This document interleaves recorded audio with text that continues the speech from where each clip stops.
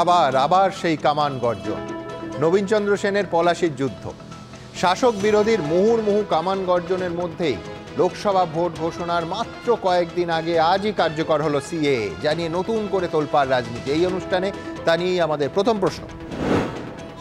ঐতিহাসিক সিদ্ধান্ত মোদী সরকারের, অবশেষে বিল পাশের প্রায় 4.5 বছর পর দেশ জুড়ে কার্যকর হলো সিএ। কাল থেকেই করা যাবে আবেদন। লোকসভা ভোটের আগে বিজেপির মাস্টার স্ট্রোক। দ্বিতীয় প্রশ্ন, রাজ্যের নমশূদ্র সম্প্রদায়ের মানুষের সংখ্যা প্রায় 2,87,00,000। 74টা বিধানসভা কেন্দ্রের ফলাফলে ফ্যাক্টর হয় মতুয়া ভোট। আসন্ন লোকসভা ভোটে বাংলায় কতটা প্রভাব ফেলবে এই সিএ? এ রাজ্যে আদৌ ফায়দা তুলতে পারবে বিজেপি? তৃতীয় প্রশ্ন, ভোটের আগে কেন সিএ? কোনো বৈষম্য মানব না, আক্রমণে মমতা বন্দ্যোপাধ্যায়। এটা নাগরিকত্ব বাতিলের নয়, নাগরিকত্ব দেয়ার আইন, জানালেন কেন্দ্রীয় স্বরাষ্ট্র প্রতিমন্ত্রী নিশীথ প্রামাণিক। সিএ কি এ রাজ্যে তৃণমূল বিজেপির ভোট দৈরথের অন্যতম ইস্যু হয়ে দাঁড়ালো?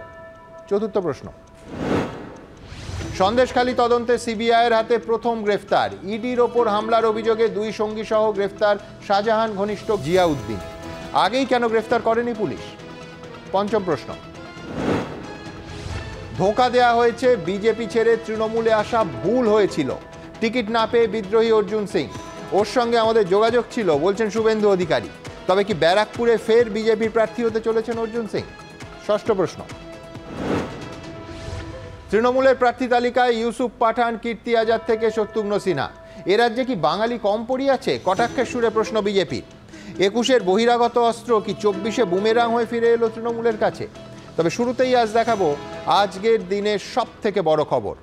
লোকসভা ভোটের আগে দেশ জুড়ে কার্যকর হলো সিএ, নাগরিকত্ব সংশোধনী আইন। দেখুন,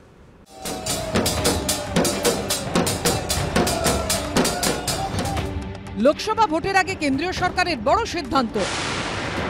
আইনে পরিণত হওয়ার প্রায় 4 বছর পর ভোটের মুখে সোমবার জারি হলো সিএ এর বিজ্ঞপ্তি। এর ফলে দেশ জুড়ে চালু হলো নাগরিকত্ব সংশোধন আইন বা সিএ। 2014 সাল থেকে বারবার বাংলায় এসে নাগরিকত্ব নিয়ে সরব হয়েছেন নরেন্দ্র মোদী থেকে অমিত শাহ। 2019 সালে দ্বিতীয়বার ক্ষমতায় এসে সংশোধিত নাগরিকত্ব আইন বা সিএ পাশ করায় মোদী সরকার। এই আইন অনুযায়ী বাংলাদেশ, পাকিস্তান ও আফগানিস্তানের ধর্মীয় সংখ্যালঘুরা অর্থাৎ হিন্দু, বৌদ্ধ, জৈন, শিখ, পার্সি, খ্রিস্টানরা যদি ধর্মীয় উৎপীড়নের কারণে ভারতে আশ্রয় নিতে চান, সেক্ষেত্রে তাদের নাগরিকত্ব দেবে ভারত। পাল্টা তৃণমূল বারবারই দাবি করেছে এটা নেহাতি বিজেপির নির্বাচনী গিমিক। এবার ভোটের মুখে চালু হলো সেই সিএ। বাঙালি হিন্দু যেখানেই ধর্মের জন্য অত্যাচারিত হবে পৃথিবীতে, তাদের এই পশ্চিমবঙ্গে আসার অধিকার আছে, কারণ তাদের জন্যই পশ্চিমবঙ্গ ডক্টর শ্যামাপ্রসাদ মুখার্জি, মেঘনাথ সাহা সহ প্রমুখেরা তৈরি করেছিলেন।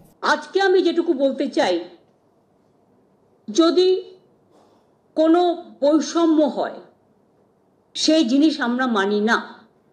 ধর্ম বৈষম্য হোক, বর্ণ বৈষম্য হোক, লিঙ্গ বৈষম্য হোক, মানব জাতির বৈষম্য হোক, এটা আমরা মানি না।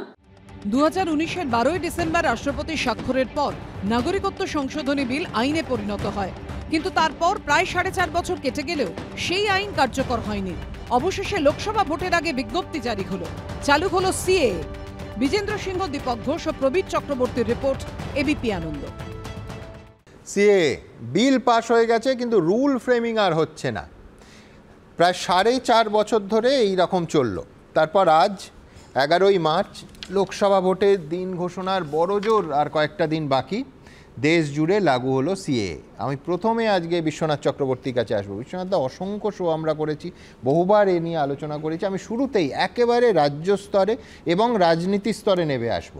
সেটা হচ্ছে এই ঘোষণা এই রাজ্যে লোকসভা ভোটের 42টা আসনে ঠিক কী প্রভাব ফেলতে পারে। এক, যে বিজেপি আদৌ এর থেকে এই রাজ্যে কোনো ডিভিডেন্ড পেতে পারে কিনা, নাকি উল্টো দিকে তৃণমূল তার সংখ্যালঘু ভোট ব্যাংককে আরও সুসংহত করে তার সপক্ষে নিয়ে আসতে পারে। কি হতে পারে? দেখুন সুমনদা, আমি মনে করি যে আসামের রাজনীতির বাধ্যবাধকতায় বিজেপি এই সর্বভারতীয় স্তরে সিএ চালু করলো।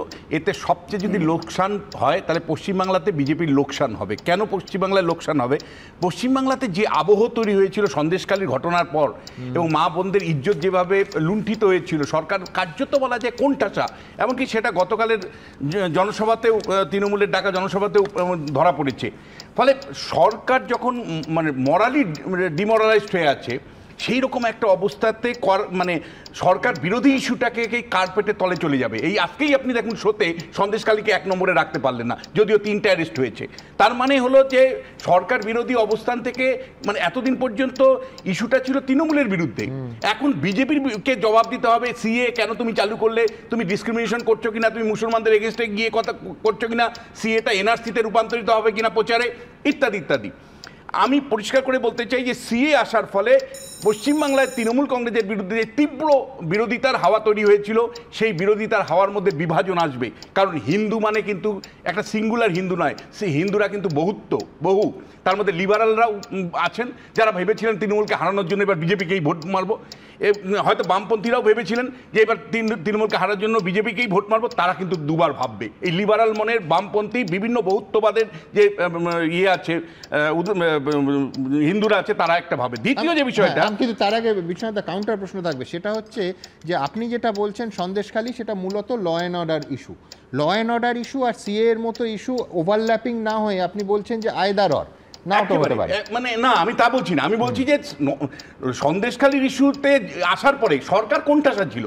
সরকার ডিফেন্সিভ অবস্থায় ছিল, বিজেপি অফেন্সিভ অবস্থায় ছিল, এবং সারা রাজ্যে এই বার্তাটা পৌঁছে গিয়েছিল যে মানে সরকারের কাছে কোনো জবাব নেই।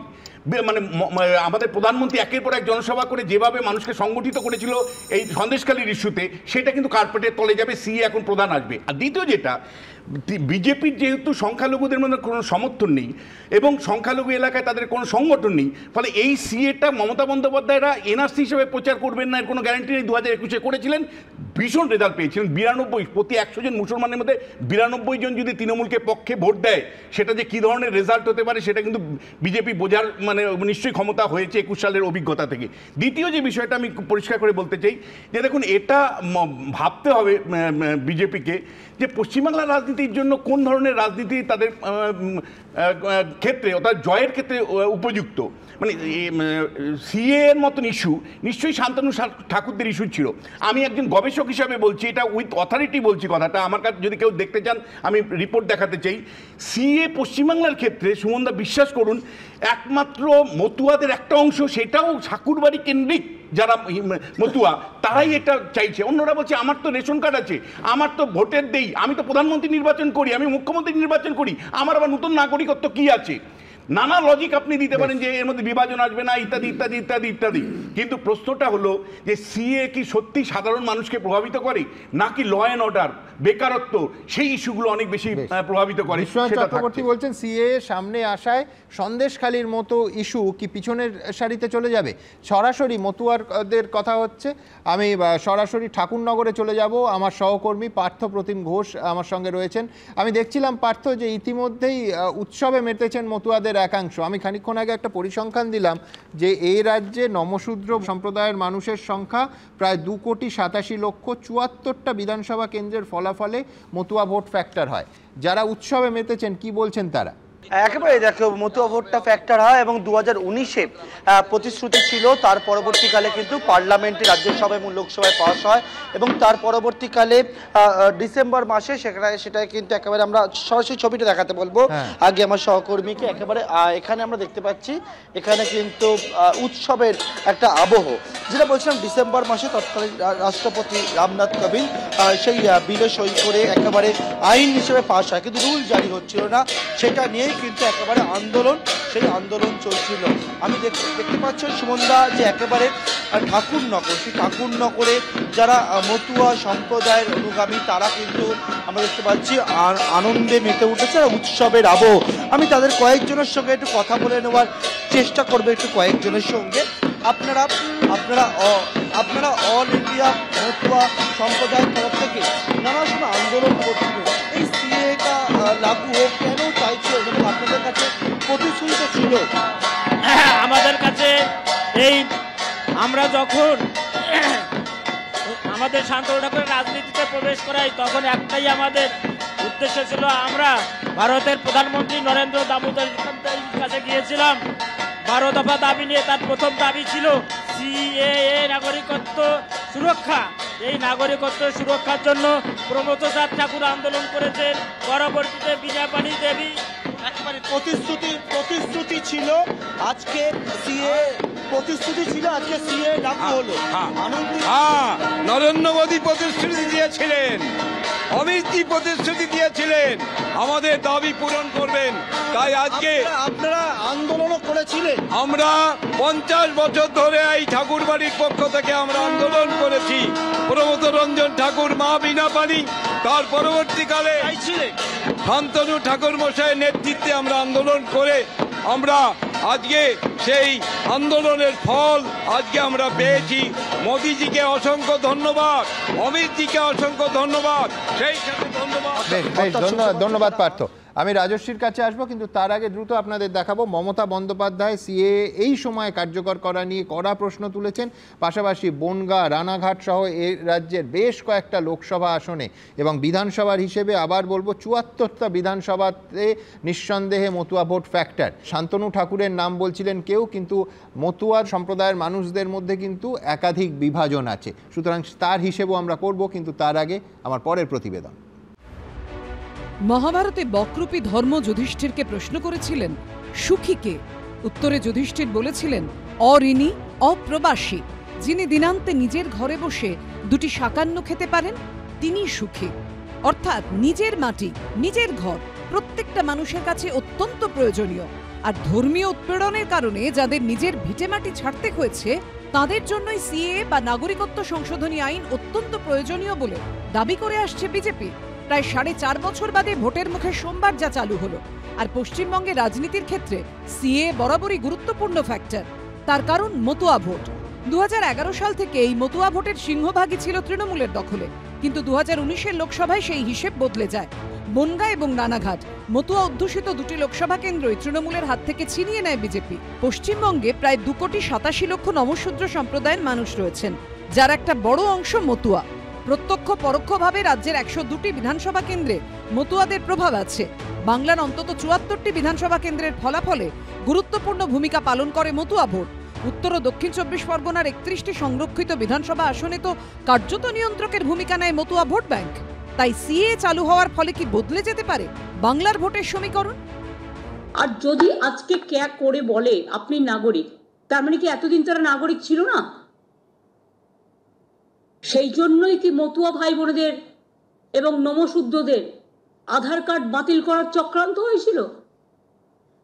কেন তাদের আধার কার্ড বাতিল করা হচ্ছিল? তার মানে নতুন কিছু করবে, পুরনোটার কোনো গুরুত্ব থাকবে না। মুখ্যমন্ত্রী বলেছিলেন সিএ লাগু হলে তো আপনাদের নাগরিকত্ব চলে যাবে, আর আমরা বলেছিলাম সিএ লাগু হলে আপনাদের নাগরিকত্ব যাবে না। এখনো বলছি, কে সত্যি কথা বলেছে আর কে মিথ্যে কথা বলেছে সেটা একবার প্রমাণ হয়ে যাবে।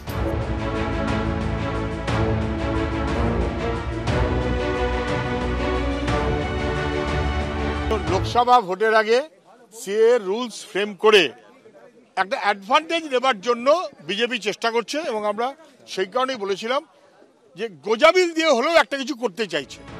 শেষ অবধি ভোটে সিএএ কত বড় ফ্যাক্টর হলো তার প্রমাণ পাওয়া যাবে ফলাফলে। উজ্জ্বল মুখোপাধ্যায়, মুন্না আগরওয়াল ও শুভেন্দু ভট্টাচার্য রিপোর্ট, এবিপি আনন্দ।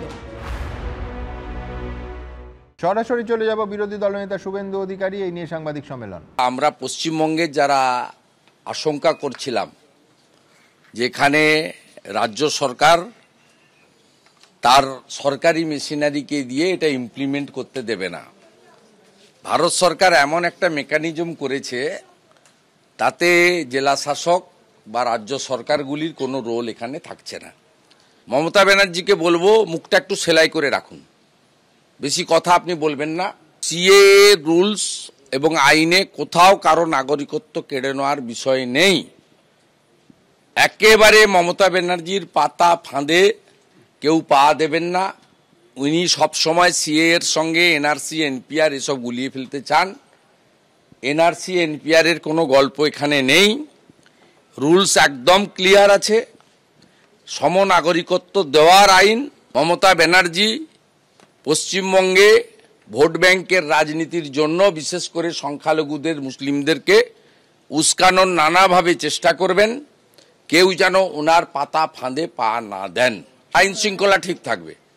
মমতা ব্যানার্জিকে বলবো উনি একটু সিদ্দিকুল্লাহ চৌধুরীকে যেন সামলে রাখেন, আর উনি যেন গতবারের মতো ওই ক্যা ছি ছি এসব করে ওই সিটির মোড় থেকে শ্যামবাজার 5 মাথার মোড় প্রথম মিছিল বের করে আগুন লাগিয়েছিলেন। এই কাজটা করতে না বলবো।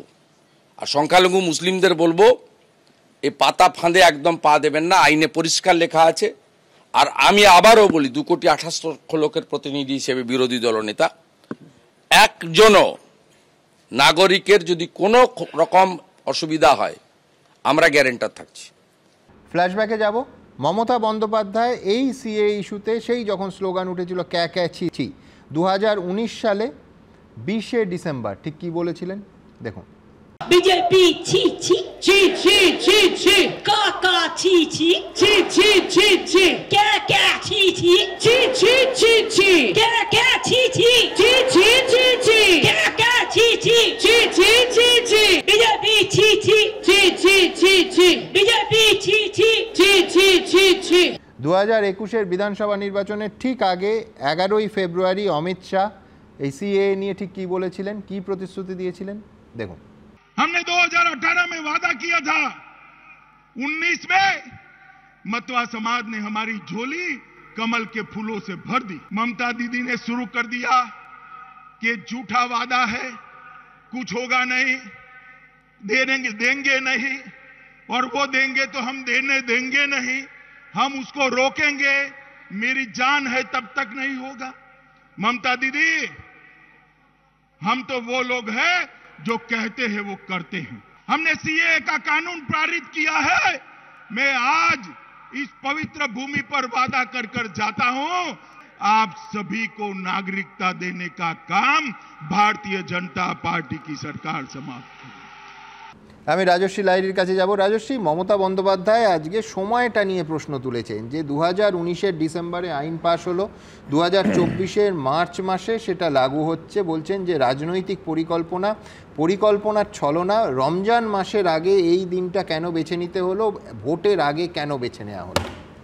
সুমনদা, আজ ভারতীয় জনতা পার্টির মুখপাত্র হিসেবে আমি এখানে এসেছি, কিন্তু কথা আজকে আমি বলবো পূর্ববঙ্গে শেকড় থাকা বাঙালি হিন্দু হোমল্যান্ডের লড়াই লড়া আশুতোষ লাহিড়ীর পরিবারের এক সদস্য হয়ে, যার 14 পুরুষের পূজিত শালগ্রাম শিলাকে খোপার মধ্যে বেঁধে রাতের অন্ধকারে আমার ঠাকুরদামশাইয়ের কাকিমা 90 বছরের বৃদ্ধা শুধুমাত্র এক কাপড়ে ভারতবর্ষে চলে এসেছিলেন, সব কিছু ফেলে রেখে কুলদাপ্তারে এই ম্লাস্য দেশে রাইখা জামুনা এইটা বলে। আজ 11ই মার্চ, আজ শ্রী শ্রী হরিচাঁদ ঠাকুরের জন্মদিন। 1950 সাল পণ্ডিত নেহেরু বলছেন, displaced persons who have come to settle in India are bound to have citizenship. If law is inadequate in this respect, law should be changed. 1947 সাল দেশ স্বাধীন হচ্ছে, পণ্ডিত নেহেরু উঠে দাঁড়িয়ে বলছেন, let us not forget our brothers and sisters whom we have left at the other side of the border. 1949 সাল সর্দার বল্লভভাই প্যাটেল বলছেন, those who are our flesh and blood, those who have fought at our side, they cannot be separated from us mere by drawing a line. Gandhiji বলছেন, those who will peril in East Bengal, it is our duty will be to protect them in their own country, and if not possible to give them shelter in our country if there is no other way. 2016 সাল ঢাকা বিশ্ববিদ্যালয়ের professor doctor Abul বরকত বলছেন, গড়ে 632 জন বাঙালি হিন্দু প্রতিদিন বাংলাদেশ পূর্ব পাকিস্তান পরিত্যাগ করেন। আগামী 30 বছরে বাংলাদেশ হিন্দু শূন্য হতে চলেছে। আমি বলছি না, ঢাকা ট্রিবিউনে দেওয়া ইন্টারভিউতে। তুমি যেটুকু বলেছো, আমি বলছি সবগুলোই সমান সত্যি হতো যদি 2019-এ যখন আইনটা পাশ হলো তখনই ল ফ্রেম করে লাগু করা যেত। ভোটের মুখে কেন? আমার প্রথম প্রশ্নটা ছিল যে কেন 11ই মার্চ 2024? যে কমিটমেন্ট সর্দার বল্লভভাই প্যাটেল, গান্ধীজি, পণ্ডিত নেহেরু, বাবা সাহেব আম্বেদকর, চক্রবর্তী রাজাগোপালাচারীর দেওয়া ছিল 1947 সালে, সেই কমিটমেন্টকে পূর্ণ হতে নরেন্দ্র মোদীকে কেন করতে হলো? কেন এতগুলো সরকার তাদের পূর্বসূরি? আমি তো তোমার সঙ্গে যোগ করছি যে যদি করলো তাহলে 19শে ডিসেম্বরে কেন হলো না, কেন 24শে মার্চ অবধি অপেক্ষা করতে হলো এই লোকসভা প্রশ্নগুলো 4.5 বছর লোকসভা ভোটের তারাই করছেন এবং মমতা বন্দ্যোপাধ্যায়ের বক্তব্য শুনে আজকে শুধু একজনেরই কথা মনে হচ্ছে, 1950 সালে যিনি রাতের অন্ধকারে পূর্ববঙ্গ থেকে পালিয়ে ভারতবর্ষে চলে এসেছিলেন স্বাধীন পাকিস্তানের প্রথম আইনমন্ত্রী যোগেন মণ্ডল, যার জন্য হিন্দু মেজরিটি যশোর, খুলনা, বৌদ্ধ হিন্দু মেজরিটি চট্টগ্রাম এবং সিলেট পর্যন্ত ভারতবর্ষে বিলয় হওয়ার কথা হওয়া সত্ত্বেও ভারতবর্ষে যুক্ত হয়নি, অন্য জায়গায় চলে গেছে। 46% জমি পেয়েছিলাম আমরা বাঙালি হিন্দু। বৈশ্বনাথ চট্টোপাধ্যায় গেছে। আমি বলছি বৈশ্বনাথ, এটাও তৃণমূলকে বলতে হবে যে এর সঙ্গে ডিটেনশন ক্যাম্প, এর সঙ্গে নাগরিকত্ব ক্যান্সেলের তো কোনো যোগ নেই। এই বিল তো পাবলিক স্পিয়ারে আছে, এর সঙ্গে ডিটেনশন ক্যাম্প বা নাগরিকত্ব বাতিলের কি যোগ আছে? না, একটা কথা হলো যে যারা এই দেশে ভোট দিল, চাকরি করলো, এই দেশে যাদের ভোটে প্রধানমন্ত্রী হলেন, এখন তারা বলছেন দেশের নাগরিক নয়, এটা ওনাদের লজিক। আর একটা আমি বলবো যে বিলটা পড়েছেন, বিলটা কিন্তু ইনক্লুশনের বিল, এতে কোথাও লেখা নেই যে নাগরিক নন। আমি সিটিজেনশিপ অ্যাক্টে যেটা মূল 1955 সালে বিলটা আইনটা পাস হয়েছে, তো সেখানে কিন্তু কোথাও ধর্মের ভিত্তির কথা বলা হয়নি। এখানে বলা হচ্ছে বিশেষ বিশেষ ধর্ম, একটা ধর্ম মুসলিম ধর্মের লোকেরা ছাড়া বাকি ধর্মকে নাগরিকত্ব দেওয়া হবে। যারা অলরেডি নাগরিক তাদেরকে আবার নতুন করে নাগরিকত্ব দেওয়ার কি দরকার? মমতা ব্যানার্জি বলেছেন আমার জীবন থাকতে এই বাংলাতে ফ্যাকচুয়াল এরর হয়ে যাচ্ছে। আমি বলছি 3টে প্রতিবেশী দেশ মুসলিম প্রধান, বাংলাদেশ, পাকিস্তান, আফগানিস্তান, সেখান থেকে হিন্দু, শিখ, খ্রিস্টান, বৌদ্ধ, জৈন, পার্সি ধর্মীয় অত্যাচারের কারণে যারা সেখানে মাইনরিটি, যারা 31শে ডিসেম্বর 2014 অবধি ভারতবর্ষে এসছেন, তারা প্রত্যেকে নাগরিক, তাদের নাগরিকত্ব দেওয়ার কথা এই বিলে বলা হচ্ছে। এই যে মানুষকে যে একটা বিভ্রান্ত করার চেষ্টা 2019 সালে একটা অ্যাক্ট করলো, তার রুল ফ্রেম করলো, যেখানে রুল ফ্রেম হতে 6 মাসের বেশি লাগে না, সেখানে ঠিক লোকসভা নির্বাচনের আগে রুল ফ্রেম করলো রাজনৈতিক উদ্দেশ্য থেকে, যাতে মানুষে মানুষে ভাগাভাগি রাখা যায়। সংবিধানের মূল স্পিরিটটাই তো এখানে আঘাত খাচ্ছে। সংবিধান তো আমাদের ধর্মনিরপেক্ষতার কথা বারবার বলেছে, তাহলে এখানে একটি বিশেষ ধর্ম মুসলিম সম্প্রদায়কে এখানে একটা সাইড করে অন্য ধর্মগুলোকে একদিকে করে মানুষকে বিভ্রান্ত করার যে চেষ্টা, এটা তো আমাদের ধর্মনিরপেক্ষতার যে স্পিরিট, সেই স্পিরিটটাকে আঘাত দিচ্ছে। মমতা ব্যানার্জি তো যথার্থভাবে বলেছে, আজকে গান্ধীজির যারা হত্যাকারী, গডসের যারা সমর্থক, তারা গান্ধীজির কোটেশন দিয়ে বলবে, তাদের কথা মানুষ শুনবে? আমার বিশ্বাস মানুষ ওদের কথা শুনবে না। ওদেরকে যেভাবে মানুষ পরাজিত করেছে, বিভিন্ন জনাদেশ এসছে, এবারও দেখবেন ওই মানুষের জনাদেশ ওদের বিরুদ্ধেই যাবে। সিটিজেনশিপ অ্যাক্টের মধ্যে যেটা প্রথম দিকে লেখা ছিল যে 1 জুলাই 1987 অবধি অন্য দেশ থেকে যারা ভারতবর্ষে আসছেন তারাই নাগরিকত্ব পাবেন। এই ডেটটা 1 জুলাই 1987টা আধুনিক সিএএতে আইনে সেটাকে বাড়িয়ে 31শে ডিসেম্বর 2014 হয়েছে। আর এই যে মুসলমান সম্প্রদায়ের কথাটা উনি বললেন, ভারতবর্ষে যে কোনো মুসলমান সম্প্রদায়ের মানুষ এসে নাগরিকত্ব অ্যাপ্লাই করে বাই রেজিস্ট্রেশন যে প্রসেস আছে তাতে অ্যাপ্লাই করতে পারবেন। কোনো বাধা সংবিধানের থেকে এই ধারাকে, এই ব্যবস্থাকে তুলে দেওয়া হয়নি। আরেকটাও তোমায় যোগ করতে হবে, আগে যেটা 11 বছর ছিল সেটা এখন 5 বছর থেকেই অ্যাপ্লাই করা যাবে। তো তাহলে 11 বছর কংগ্রেসের আমলে ছিল, তাদের তো তখন মনে হয়নি যে অন্য দেশ থেকে যদি মুসলমান, কেন আহমেদিয়ারা অত্যাচারিত হয় না পাকিস্তানে, তারা কাতারে কাতারে ভারতে আসছেন না, তাই তাদের কথা তো কোনোদিন মনে হয়নি বৈষ্ণবদের যে তাহলে আহমেদিয়াদের জন্য 11 বছরটাকে 5 বছর করা হয়নি, মুসলমানদের জন্য আমরাই করেছি। এরা দলুয়া থাকিতে মুসলমান মেরেছে, বকটুইতে মুসলমান মেরেছে, এরা নাকাশি পাড়ায় মুসলমানদের মেরেছে, এরা না হিন্দুর না মুসলমানের কারণ না। এটা নাটকের জায়গা না, এটা নাটকের জায়গা না। আমি নাটক তো মমতা ব্যানার্জি করেন, যেরকম জল ঘুলিয়ে ঘুলিয়ে খায়, একটি বিশেষ প্রাণী আছে যারা জল ঘুলিয়ে খাওয়া পছন্দ করে, মমতা ব্যানার্জি হচ্ছে তাদের মধ্যে একজন। এই সব ইলেকশন জুমলা আমরা বুঝে গেছি, তাই জন্যই তো 303 সিট পাচ্ছে, তাই জন্যই তো আপনারা 42 বলে 22 নিয়েছেন। এবারে তো আপনারা সিঙ্গেল জিতে যাবেন, কত পাবেন? 9 পাবেন না 5 পাবেন না। ভবিষ্যৎ কিন্তু এই দেশের ভবিষ্যৎ কি হবে? আমি দ্রুত একবার সিএ নিয়ে এত আলোচনা 4 বছর ধরে বহু ক্ষেত্রে, তার আগে থেকেও আমরা আলোচনা করেছি, যারা সামান্য সিএটা এই মুহূর্তে হয়তো প্রত্যেকটা ধারা, গুরুত্বপূর্ণ ধারাগুলো মনে নেই, দ্রুত আমার পরের প্রতিবেদনে এই নাগরিকত্ব সংশোধনী আইন ঠিক কি মনে করিয়ে দেব।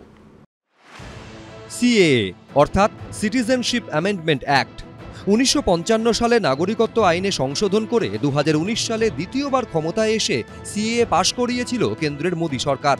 এই আইন অনুযায়ী পাকিস্তান, বাংলাদেশ এবং আফগানিস্তানের মতো মুসলিম ধর্মাবলম্বী দেশ থেকে যদি সে দেশের সংখ্যালঘুরা ধর্মীয় উৎপীড়নের কারণে এদেশে আশ্রয় চান, তাহলে তা দেবে ভারত। লোকসভা এবং রাজ্যসভায় পাশ হওয়ার পর 2019-এর 12 ডিসেম্বর তৎকালীন রাষ্ট্রপতি রামনাথ কোবিন্দের স্বাক্ষরের পর আইনে পরিণত হয় সিএএ। মোদী সরকারের আনা এই সংশোধনী আইন অনুযায়ী হিন্দু, শিখ, পার্সি, বৌদ্ধ, জৈন এবং খ্রিস্টানরা 2014 সালের 31শে ডিসেম্বরের আগে আশ্রয় চেয়েছিলেন এবং ভারতে 5 বছর বাস করলেই তারা এদেশে নাগরিকত্বের জন্য আবেদনের যোগ্য হবেন। अफगानिस्तान, बांग्लादेश और पाकिस्तान, ये तीनों देश के संविधान के अंदर वो राज्य का धर्म का जिक्र है। अब पार्टीशन के वक्त नेहरू लियाकत समझौता हुआ, यहां पर इसकी अनुपालना ढंग से हुई और ये तीनों राज्यों के अंदर माइनॉरिटी पर धर्म के पालन करने वालों के साथ धार्मिक प्रताड़ना हुई। বিজেপির যুক্তি, সিএএ চালুর ফলে নাগরিকত্বের আইনি বাধা দূর হবে, শরণার্থীদের একটি মর্যাদাপূর্ণ জীবন দেওয়া যাবে, শরণার্থীদের সাংস্কৃতিক, ভাষাগত এবং সামাজিক পরিচয় রক্ষা করবে, নিশ্চিত করা যাবে শরণার্থীদের অর্থনৈতিক, বাণিজ্যিক, অবাধ চলাচল এবং সম্পত্তি কেনার মতো অধিকার। 20 সালে আইনটা পাশ হয়েছিল, তারপরে বারবার এক্সটেনশন করে আজকে 4 বছর লেগে গেল। নির্বাচনের সময় 2 দিন মাত্র বাকি, নির্বাচনের মাত্র 2-3 দিন, তখনই এটা করার প্রয়োজন পড়লো। তার কারণ এটা একটা রাজনৈতিক পরিকল্পনা। মুখ্যমন্ত্রী জানেন কেন করা হয়েছে? মুখ্যমন্ত্রী মানুষকে ভুল বোঝানোর জন্য উস্কানি দেওয়ার চেষ্টা করছে। আজকে ওনার বক্তব্যের মধ্যে যথেষ্ট উস্কানি ছিল। কংগ্রেসের সাধারণ সম্পাদক জয়রাম রমেশ সোশ্যাল মিডিয়ায় লিখেছেন, সিএর বিজ্ঞপ্তি জারির জন্য 9 বার সময় বাড়িয়েও মেরুকরণের জন্য ঠিক ভোটের মুখে এটা করা হলো, বিশেষ করে পশ্চিমবঙ্গ এবং অসমের জন্য। ইলেকটোরাল বন্ড নিয়ে সুপ্রিম কোর্টের কঠোর মনোভাব থেকে নজর ঘোরাতেই এটা করা হলো। মুন্না অগ্রওয়াল, কৃষ্ণেন্দু অধিকারী, প্রবীর চক্রবর্তী, এবিপি আনন্দ। আমি সৌম্য আইচ রায়ের কাছে যাব। সৌম্য, এক হচ্ছে যে কোনো নির্বাচনে ইলেকশনের ন্যারেটিভটা হচ্ছে মূল ব্যাপার, সেখানে তিনটে মানে প্রায় একটা ত্রিভুজ বিজেপি ইতিমধ্যেই এঁকে ফেললো। এক হচ্ছে 370 ধারা খারিজ, রাম মন্দির, তৃতীয় হচ্ছে সিএএ লাগু। আমি বলছি কোথাও ন্যারেটিভ তৈরির ক্ষেত্রে কি এগিয়ে থাকলো বিজেপি? না, ন্যারেটিভের কথা পরে আসবে। আমি অনেকগুলো কথা শুনলাম, আমার বিজেপির বন্ধু অনেকগুলো কথা বললেন। আমি সিটিজেন অ্যামেন্ডমেন্ট নিয়ে 2-3টে প্রশ্ন, বুনিয়াদী প্রশ্ন করতে চাই। আমার খুব মানে জানতে ইচ্ছে করছে যে দেখুন, ওরা বলছেন যে আচ্ছা আপনি বলুন যে পারসিকিউশন কি শুধুমাত্র রিলিজিয়াস পারসিকিউশন হয়, পলিটিক্যাল পারসিকিউশন হয় না, এথনিক পারসিকিউশন হয় না? এটা কি বিজেপি আমাদের শেখাবে যে ভারতবর্ষে এই পারসিকিউশনগুলো হতো কি হতো না? তাহলে 1955 সালের আইনটা কি যারা লিখেছিল তারা সব মূর্খ ছিল? তারা কিছু জানতেন না? 1, 2, বাংলাদেশ, পাকিস্তান আর আফগানিস্তান বলছেন কারা কারা আসতে পারবে, যাদেরকে দেওয়া হবে সিটিজেনশিপে। বলছে কারা? হিন্দু, খুব ভালো, Sikh, Jain, Buddhist, Parsi, Christian, very good. আপনি বলুন শ্রীলঙ্কার তামিল হিন্দুরা কেন বাদ গেল? আপনারা তো এত হিন্দু দরদি, শ্রীলঙ্কার তামিল হিন্দুরা এক্সিকিউশন হলো কেন? আইনটা তো ভারতবর্ষের, পশ্চিমবঙ্গের আইন কি? উত্তর দিতে হবে তো। আপনি বলুন যে মায়ানমারের খ্রিস্টানরা কেন বাদ গেল? কেন বাদ গেল? ভুটানের যারা বুদ্ধিস্ট আছে তারা কেন বাদ গেল? তার মানে আপনি শুধুমাত্র ভোটকে নজর রেখে ভোট কেন্দ্রিক রাজনীতি করছেন। আর মাননীয় মুখ্যমন্ত্রী তখন ছিছি 8 জন সাংসদ পার্লামেন্টে ভোট দিল না, 8 জন সাংসদ ভোট দিল না, হুইপ জারি করলো না। কিন্তু মানে আমি বলছি পাশাপাশি সময় এটারও উত্তর দিতে হবে যে তামিলদের কথা তুমি বলছো, তখন তো কংগ্রেস ক্ষমতায়। আমি বলছি তামিল হিন্দুদের চোখের জন্য এত জল যদি কংগ্রেসের জমে থাকে, তোমরা চেঞ্জ করোনি কেন? আমি আপনাকে বলছি যে ভারতবর্ষের লেজিসলেটিভ আইনে ভুল থাকতে পারে। রাজীব গান্ধী রাতে 400-র বেশি আসন ছিল, রাজীব গান্ধী খুনও হয়ে গেছিল, আমি সে কথা বলছি না। আমি বলছি যে ধরুন একটা দেশ, আপনি পার্শ্ববর্তী দেশের কথা উল্লেখ করছেন, আর সেই দেশের আপনি ভারতবর্ষে, আপনি বলুন যে কেনেডিয়ান সিটিজেন, সে যদি ভারতবর্ষে আসতে চায়, আপনি আপনার দল, আপনার সরকার অক্ষয় কুমারকে সিটিজেনশিপ দিতে পারছেন, আর আপনি এখন ভারতবর্ষের পশ্চিমবঙ্গের সিটিজেনশিপ নিয়ে বলছেন। আর 2 নম্বর কথা আপনি বলছেন, এই যে এত কথা বলছেন শুধুমাত্র রিলিজিয়াস, আপনাকে জিজ্ঞাসা করবে তো ভারতবর্ষের মানুষ? 2024-এ মানুষ জিজ্ঞাসা করবে রুটি রুজি রোজগার, আপনাকে জিজ্ঞাসা করবে তো কেন ইলেকটোরাল বন্ড, কাদের কত টাকা গেছিল, হাইড করতে হবে তো। আজকে কান ধরে বলে দিয়েছে, যখন সুপ্রিম কোর্টের জাজ, যখন তার বেঞ্চ বলছে যে তোমাকে তুমি বলছো হয়তো এইটা থেকে নজর ঘোরাতেই আজকে এইটাই রাজস্বী বলবে নজর ঘোরানো, ইলেকটোরাল বন্ডে কারা কারা টাকা দিল সেল কোম্পানি সামনে রেখে সেদিকে নজর ঘোরানো, আর পশ্চিমবঙ্গের তৃণমূলকেও জবাব দিতে হবে। কিন্তু নজর আলটিমেটলি ঘোরানো যাবে না, সুপ্রিম কোর্ট পরিষ্কার বলে দিয়েছে সব আনতে হবে, দিনের মধ্যে দিতে হবে, তড়িঘড়ি আনতে হবে, শুক্রবারের মধ্যে ওয়েবসাইটে তুলে দিতে হবে। এত ফ্লস মানুষ জানতে চাইছে যখন তার এইচডিআই ইন্ডেক্স নিয়ে, তখন এইসব করে মানুষের নজর রাজীব গান্ধী, ইন্দিরা গান্ধী ইউগান্ডার থেকে আসা হিন্দুদের কিন্তু শরণার্থী এবং সিটিজেনশিপ বিল দিয়েছিলেন। এবার সেটা কেন দিয়েছিলেন সেটা নিয়ে কেউ কথা বললো না। আমি তো বেসিক প্রশ্ন করছি, বলিনি তো আপনার সময়, এটা কিন্তু বললেন না যে তাহলে পরে কেন, তাহলে পরে বাংলাদেশ, পাকিস্তান, আফগানিস্তান থেকে আসা চট্টগ্রামের চাকমা শরণার্থী তারা তো বৌদ্ধ, তাদের কথা কেন বললেন না?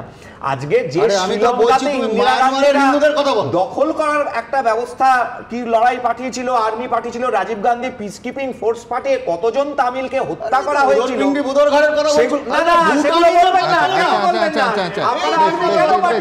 আমি জিষ্ণু বসুর কাছে যাব। জিষ্ণুবাবু হ্যাঁ এর উত্তর দেবেন, কিন্তু তার আগে মূল প্রশ্ন যেটা, সেটা হচ্ছে পাশাপাশি কিন্তু যখন এটা লাগু হচ্ছে গোটা দেশে, পাশাপাশি একটা কাউন্টার ন্যারেটিভও তৈরি হচ্ছে। মমতা বন্দ্যোপাধ্যায় প্রেস কনফারেন্স করে ডিটেনশন ক্যাম্পের কথা বলেছেন, নাগরিকত্ব কারার কথা বলছেন। অর্থাৎ আমাদের রাজ্যে, আবার আমি রাজ্য রাজনীতি প্রেক্ষিতে যদি আছি, সংখ্যালঘু ভোট ব্যাংক, সেটা এই সিএ এবং এনআরসির যখন একই সঙ্গে আন্দোলন হয়েছিল, তারপরের প্রত্যেকটা ভোটের ফলাফল আপনি যদি লক্ষ্য করেন, তাহলে মুসলিম ভোট, সংখ্যালঘু ভোট অনেক সুসংহত হয়ে মমতা বন্দ্যোপাধ্যায়ের দলকে সমর্থন করেছিল। অর্থাৎ আমার প্রশ্নের অর্থ যে রাজ্যে 30%-রও বেশি সংখ্যালঘু জনগণের পপুলেশন, সেইখানে কিন্তু এর কাউন্টার ন্যারেটিভ এবং এটার যে অনিশ্চয়তা, যে আতঙ্ক, সেটা যদি প্রসারিত হয়, তাহলে কিন্তু তৃণমূলের ফল খারাপ হওয়ার থেকে অনেক বেশি ভালো হওয়ার সম্ভাবনা। আপনি মানবেন? দেখুন, রাজনৈতিক চাওয়া পাওয়ার থেকেও বড় বিষয় থাকে। এ রাজ্যের কোনো শিক্ষিত বাঙালি যখন বাংলাদেশ থেকে আসা, সব হারিয়ে আসা উদ্বাস্তু হিন্দু বাঙালির নাগরিকত্বের সঙ্গে অন্য কিছু তুলনা করেন, তখন তার মধ্যে মনুষ্যত্ব একেবারে তলানিতে চলে গেছে। মায়ের সামনে মেয়েকে, মেয়ের সামনে মাকে ধর্ষিতা হতে দেখে ধর্ষিতা মেয়ের মুখ চেপে ধরে এখানে পালিয়ে আসতে বাধ্য হয়েছেন এইসব মানুষেরা। হ্যাঁ, কিন্তু রাজ্য সরকার বলছে এরা তো ইতিমধ্যেই নাগরিক, এরা ভোট দেন। সত্যি কি তাই? যে মানুষগুলো আনন্দ করছেন তারা জানেন যে প্রকৃত অর্থে কি হয়, তাদের এখানে আসার পরে পুলিশের জুলুম কি হয় সেটা আপনারা দেখান না, ওরাও দেখান না, ওরা তার জন্য রেজিস্টার করে না, তার জন্য জানেন না। মুখ্যমন্ত্রী বললেন যে কেন এতদিন সময় লেগেছে, দিনের পর দিন স্টেশন জ্বলেছে, পুলিশ গিয়ে কারো কোনো ব্যবস্থা করেনি। দাঁড়ান, উত্তরবঙ্গের থেকে দক্ষিণবঙ্গের সংযোগ সম্পূর্ণ ব্যর্থ ছিল। তারপরে যখন বুঝলেন যে বাইরের কোনো শক্তি এটাকে চালাচ্ছেন, তৃণমূলের জলঙ্গি ব্লকের যিনি সভাপতি, তিনি কার ওপরে গুলি চালালেন? যা সিএ এর সমর্থনে যারা মিছিল করছে তাদের ওপরে। কেন? তখন বুঝলেন যে বাইরের কোনো একটা শক্তি সেইট অন দ্য ব্যারিকেড লা ইলাহা ইল্লাল্লাহ বলছে, তৃণমূলের হাতে আর এটা নেই। আপনি সেই সময়ের কথা বলছেন, আমি বলছি যে 2019-এর ডিসেম্বর থেকে 2024-এর এই 11ই মার্চ অবধি সময়টা লাগলো কেন? এর মধ্যে অতিমারির সময়টা আপনি ধরবেন না। অতিমারি নেই। না, আমি বলছি যে আমি তো বলছি 2000 এই যে ঘটনাটা ঘটলো, অতিমারির পরে 1.5-2 বছর অ্যাটলিস্ট হয়ে গেছে, 4.5 বছরের মধ্যে অন্তত 2 বছর আপনি অতিমারির জন্য বাদ দিলাম। ঠিক আছে, এবারে বাকি যে অংশটা আপনি কিন্তু ওর উত্তরটা নিলেন না, যে কেন দিনের পর দিন আগুন জ্বলেছে এবং যারা এই ধরনের সরকারি সম্পত্তি নষ্ট করেছে তাদের কতজনের জেল হয়েছে। আমার নেয়ার ব্যাপার নয়, দিনের পর দিন এই ঘন্টাখানেক সঙ্গে সুমন অনুষ্ঠান দেখিয়ে ছবি দেখিয়েছি, কিন্তু আমার প্রশ্নটা হচ্ছে নির্বাচনের মুখে 11ই মার্চ কেন, এইটার উত্তর চাইছি। এক্স্যাক্টলি তাই, তার কারণ হচ্ছে এটাই যে রাজনৈতিক দল হিসেবে communist party of India Marxist, তাদের কোজিকোটের 2012 সালের যে সম্মেলন হয়েছিল তাতে এক্স্যাক্টলি বলেছিলেন হিন্দু বাঙালি উদ্বাস্তুদেরই নাগরিকত্ব দিতে হবে। আমি আবার বলছি 2012 কোজিকোটের সম্মেলনে। এবং 2003 সালে ডক্টর মনমোহন সিং যখন পার্লামেন্টে আডবাণীকে বলছেন, উপপ্রধানমন্ত্রীকে, যে আপনি বাঙালি হিন্দুদের নাগরিকত্বের ব্যাপারটা দেখুন, এরা কেউ কথা রাখেনি, এরা কথা রাখার জন্য দায়বদ্ধ হয়েছে। কিন্তু আমি আপনাদের দুজনের কারোর কাছ থেকে এই উত্তরটা পেলাম না যে কথা রাখার সময়টা 11ই মার্চ 2024 কেন, মানে তার আগে কেন নয়, 4.5 বছর কেন রুল ফ্রেমিং এর কথা তো রাখলো এরা, যেটা আমি বললাম এই কথা রাখাটাই তো 2022 রাখার ক্ষেত্রে এই ধরনের যে জঙ্গি আক্রমণ হবে, এরকম হবে যে দিনের পর দিন স্টেশন জ্বলবে, আপনি কি ভাবতেন? আপনি এতদিনের পুরনো সাংবাদিক, আপনি মনে করতেন যে এরকম ভাবে স্টেশন জ্বলবে? এখনো মনে করি এর জন্য জঙ্গি আক্রমণ হবে না বা স্টেশন জ্বলবে না। ভারতবর্ষের পার্লামেন্টে একটা আইন হয়েছে, আপত্তি থাকলে সুপ্রিম কোর্টে চ্যালেঞ্জ হতে পারে। ভারত সরকারও মনে করেনি, কিন্তু ভারত সরকারও যদি মনে করেনি তাহলে 11ই মার্চ কেন?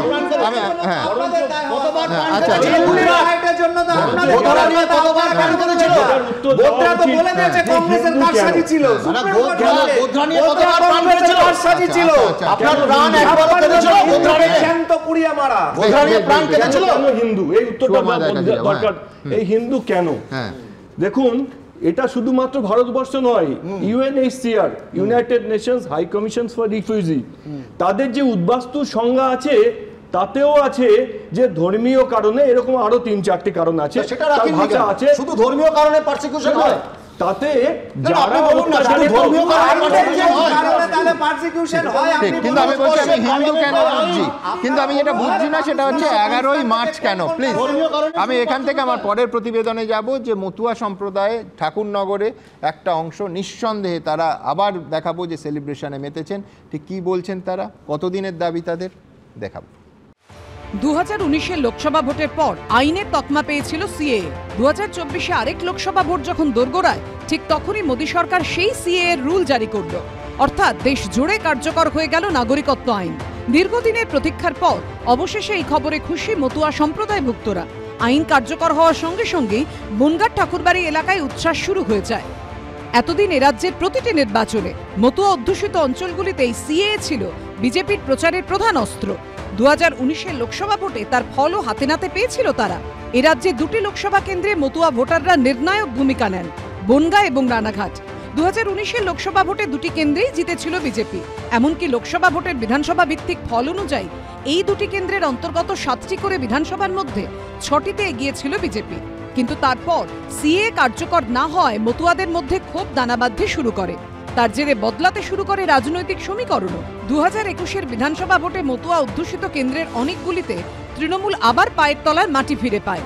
একদিকে বনগাঁ উত্তর, বনগাঁ দক্ষিণ, রানাঘাট দক্ষিণ, কৃষ্ণগঞ্জ, রানাঘাট উত্তর পূর্ব, হরিণঘাটা, বাগদা, রানাঘাট দক্ষিণের মতো মতুয়া অধ্যুষিত বিধানসভা আসনে জয়ী হয় বিজেপি। উল্টোদিকে স্বরূপনগর, হাবড়া, অশোকনগর, বারাসাত, মধ্যমগ্রাম, রাজারহাট নিউ টাউন, জগদ্দলের মতো মতুয়া অধ্যুষিত আসনে জয়ী হয় তৃণমূল। এরপর রাজ্যের 108টি পুরসভার ভোটেও সিএএ ইস্যু বিজেপির পক্ষে যায়নি। মতুয়া অধ্যুষিত নদিয়ার 10টা পুরসভার মধ্যে বিজেপি কোনোটাই জিততে পারেনি। মতুয়া অধ্যুষিত উত্তর 24 পরগনার 25টা পুরসভার মধ্যেও বিজেপি কোথাও জেতেনি। 2023 সালের পঞ্চায়েত ভোটেও মতুয়া অধ্যুষিত অঞ্চলে জয়ের ধারা অব্যাহত রাখে তৃণমূল।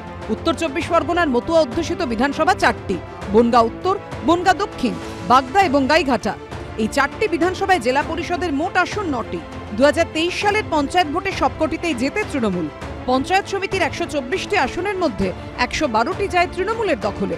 এই আবহে লোকসভা ভোটের ঠিক আগে সিএএ আইন কার্যকরের সিদ্ধান্ত নিল মোদী সরকার।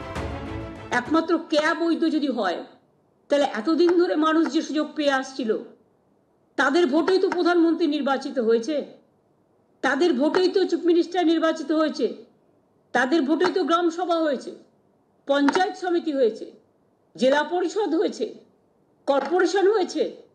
তাহলে সেই ভোটের কোনো মূল্য নেই, সেই নাগরিকত্বের কোনো মূল্য নেই। নাগরিকত্ব ভোটের আগে নতুন করে চিন্তা করতে হচ্ছে। উদ্বাস্তুরা ভারতবর্ষে তাদের পূর্ণ নাগরিকত্ব পেল, আর সেটা সম্ভব হলো ভারতীয় জনতা পার্টির সরকার, মাননীয় প্রধানমন্ত্রীজির গ্যারান্টি এবং মাননীয় গৃহমন্ত্রীজির দৃঢ় সংকল্পবদ্ধতায় আজকে সেটা সাফল্যমণ্ডিত হয়েছে। সমগ্র উদ্বাস্তু সমাজ, সমগ্র মতুয়া সমাজ আজকে উচ্ছ্বসিত। লোকসভা ভোটের মুখে বড় সিদ্ধান্তের প্রভাব কি হয় তার উত্তর সময়ই দেবে। পার্থপ্রতিম ঘোষ, দীপক ঘোষ ও প্রবীর চক্রবর্তীর রিপোর্ট, এবিপি আনন্দ। আমি শুভময় মৈত্রের কাছে আসবো। শুভময়, তো একটা জিনিস বারবার আমাদের আলোচনায় উঠে আসতো যে আসামের জন্য তাহলে কি বিজেপির এই দ্বিধা, তার কারণ হেমন্ত বিশ্ব শর্মার কাছে বড় চ্যালেঞ্জ হয়ে দাঁড়াবে। ইতিমধ্যে একাধিক শরিক, অসম গণপরিষদ সহ তারা একেবারে সরকার ছেড়ে বেরিয়ে যাওয়ার হুমকি দিয়েছিল। তাহলে আজকে কি পরিবর্তন হলো? আজকে আমি যদি ধরেও নিই যে আসামের কারণে এই দ্বিধা ছিল, এই দেরি হয়েছিল, সেক্ষেত্রে গোটা দেশ জুড়ে যে পলিটিক্যাল ডিভিডেন্ড, সেটা কি পাল্লাটা অনেকটা ভারী হয়ে গেল আসামের থেকে? দেখুন, প্রথম যে আলোচনাটা করতে হয় সেটা হচ্ছে এই সিএ বা এনআরসি নিয়ে যখন আলোচনা আর কি, মানে হঠাৎ করে মনে হলো যে হঠাৎ আজকে দেশে 150টা এআইএমএস খুলেছে, আর ধরুন 170টা আইআইটি খুলেছে, পশ্চিমবঙ্গে কেন 17টার কম, তাই নিয়ে মমতা বন্দ্যোপাধ্যায় প্রতিবাদ করছেন, এরকম একটা ব্যাপার আর কি। এতটাই গুরুত্বপূর্ণ আমাদের দেশের জন্য সিএ বা এনআরসি। এবার সেই জায়গায় দাঁড়িয়ে হ্যাঁ, গুরুত্বপূর্ণ তো বটে। আসামে 14, মোট উত্তর পূর্ব ধরলে 14, 6, 20, পশ্চিমবঙ্গে 42, অর্থাৎ 20 আর 42, 62। আমি আলোচনা করে একটু খুঁজে টুঁজেও দেখলাম যে এর বাইরে কিন্তু প্রত্যক্ষভাবে প্রভাব পড়ার খুব একটা জায়গা নেই 60-62টা আসনে। ফলে এটা হতেই পারে যে 370 রিচ করার যে বিজেপির প্ল্যান এবং 400 যেটা এনডিএ পাবে, তার জন্য এই জায়গা থেকে বেশি আসন পাওয়া দরকার, একেবারে সহজ অপটিমাইজেশন, এবং সেই জায়গায় তারা আসন পেতে চাইছেন। আর পশ্চিমবঙ্গের ক্ষেত্রে বিজেপি যদি আসন না পায়, বিজেপি চাইবে আমি যদি না পাই আর কে পেলে সবচেয়ে ভালো, তৃণমূল। ফলে সেক্ষেত্রে তৃণমূলকে তারা আসনগুলো দিয়ে দিলেন। এই অঙ্কের মধ্যে কিন্তু কোনো অসুবিধা নেই। বিজেপি কেন সিপিএমকে দেবে? আদর্শগত বিরোধ আছে। সিপিএমকে শূন্য করতে চাওয়া বিজেপির একটা সঠিক রাস্তা, তারা তাদের দিক থেকে। সিপিএম চাইবে বিজেপিকে শূন্য করতে। ফলে এই যে 42টি আসনে বামপন্থীরা এখানে কেউ নেই, তাদের ভাবতে হবে তারা কিভাবে সামলাবেন। কারণ এই 42-এ কিন্তু তৃণমূল যোগ বিজেপি, এটা 40 করার জায়গাটার দিকে তারা অনেকটা এগিয়ে গেলেন, এটা একটা পরিষ্কার। এবার 3 হচ্ছে, একটা জিনিস বলতে হয় যে সব ক্ষারক সেটা কিন্তু ক্ষার, কিন্তু সব ক্ষার কিন্তু ক্ষারক নয়। ফলে মতুয়া নিয়ে যে এত হইচই আমরা করছি, মানে মনে হচ্ছে যে ধরুন 1.5 কোটি পশ্চিমবঙ্গে ক্ষুধার্ত মানুষ থাকলে রাজনীতিতে যা প্রভাব পড়বে, তার থেকে মতুয়াদের এই ব্যাপারটায় প্রভাব পড়বে। ওনারা আনন্দ করছেন, কিছু মানুষের ভালো লেগেছে। দেখুন, ধর্ম তো একদিকে যেমন ধারণ করে, অন্যদিকে প্রতারণার একটা অস্ত্র, বিভাজনের একটা অস্ত্র। পৃথিবীর রাজনীতি, পৃথিবীর যে ইতিহাস, তাতে আমরা দেখেছি। ফলে সেই জায়গায় তারা কিছুটা খুশি হচ্ছেন, হয়তো বুঝেই খুশি হচ্ছেন, তারা তাদের মতো করে মনে করেছেন। কিন্তু মূল যে জায়গাটা হলো, আমাদের যে 2,87,00,000 তফসিলি মানুষ আছেন, 23%, তাদের মধ্যে নমশূদ্র 6.5%, এবং এছাড়াও পৌণ্ড, ক্ষত্রিয়, রাজবংশী, বাগদি এনারা আছেন। ফলে এই যে তফসিলি জাতি, তার মধ্যে বিভিন্ন ভাগ, তাদের চাহিদা কি হবে? তারা কি সিএ নিয়ে ভাববেন, না তাদের ছেলেরা স্কুলে যেতে পারছে কিনা, বাড়ির কাছে হাসপাতাল আছে কিনা, এটা নিয়ে ভাববেন? ফলে আপনি যে বলছেন ন্যারেটিভের কথা, বর্ণনামূলক রাজনীতির বর্ণনাটা আমরা কিভাবে ঠিক করব। আজকে 11ই মার্চ মহামান্য হরিচাঁদ ঠাকুরের যে জন্মদিন, তাকে নিয়ে তার সঙ্গে কি এটা যুক্ত করার খুব দরকার ছিল? তাদের কথা যদি ভালো করে পড়েন, তারা কিন্তু আসলে মানুষকে শিক্ষিত করতে চেয়েছেন। তাদের যে বর্ণনা আমরা বিভিন্ন জায়গা থেকে পড়ি, শুভময়দা, তার থেকে অনেক বড় ফ্যাক্টর। আর 4 থেকে 5 দিনের মধ্যে এদেশে ভোটের ঘোষণা হবে। এবার শেষ যে মূল বক্তব্যটা রাখার কথা, সেটা হচ্ছে বিল পাশের পর নিয়ম নীতি নির্ধারণে সত্যি একটু বেশি সময় লাগলো। এখন আইন তো অঙ্ক নয়, নিয়ম নীতি কে নির্ধারণ করবে? যার গায়ে জোর আছে। ফলে এখন যা আসন আছে তাই দিয়ে নিয়ম নীতি নির্ধারণ করেছেন। এবং যা শুনলাম যে এগুলো নাকি আগে কংগ্রেস চেয়েছিল বা সিপিএম চেয়েছিল, তার জবাব কংগ্রেস সিপিএম দেবেন, আমি তো বলতে পারবো না। তবে একটা কথা সত্যি, সিএএ হচ্ছে পরোক্ষভাবে হিন্দু রাষ্ট্রবাদের কথা বলে, আর এনআরসি প্রত্যক্ষভাবে হিন্দু রাষ্ট্রবাদের কথা বলে। সিএএ যেটা বলে ইনক্লুশনের কথা, এরপরে এনআরসি এলে সেটা কিন্তু এক্সক্লুশনের কথা বলবে। বিজেপি ডিভিডেন্ড কতটা পাবে ভোটের ফল বেরোলে বুঝতে পারবো, অতটা তো আমরা এখন জানি না। একটা সেন্টেন্স, যে সংসদীয় রাজনীতিতে সিপিএম আছে, তৃণমূল আছে, কংগ্রেস আছে, সবচেয়ে সহজ হচ্ছে শুভময় দাদের সংসদীয় রাজনীতির বাইরে এই যে সেইট অন দ্য ব্যারিকেডস, লা ইলাহা ইল্লাল্লাহ কথাটা আমরা জানি, মানেটাও জানি।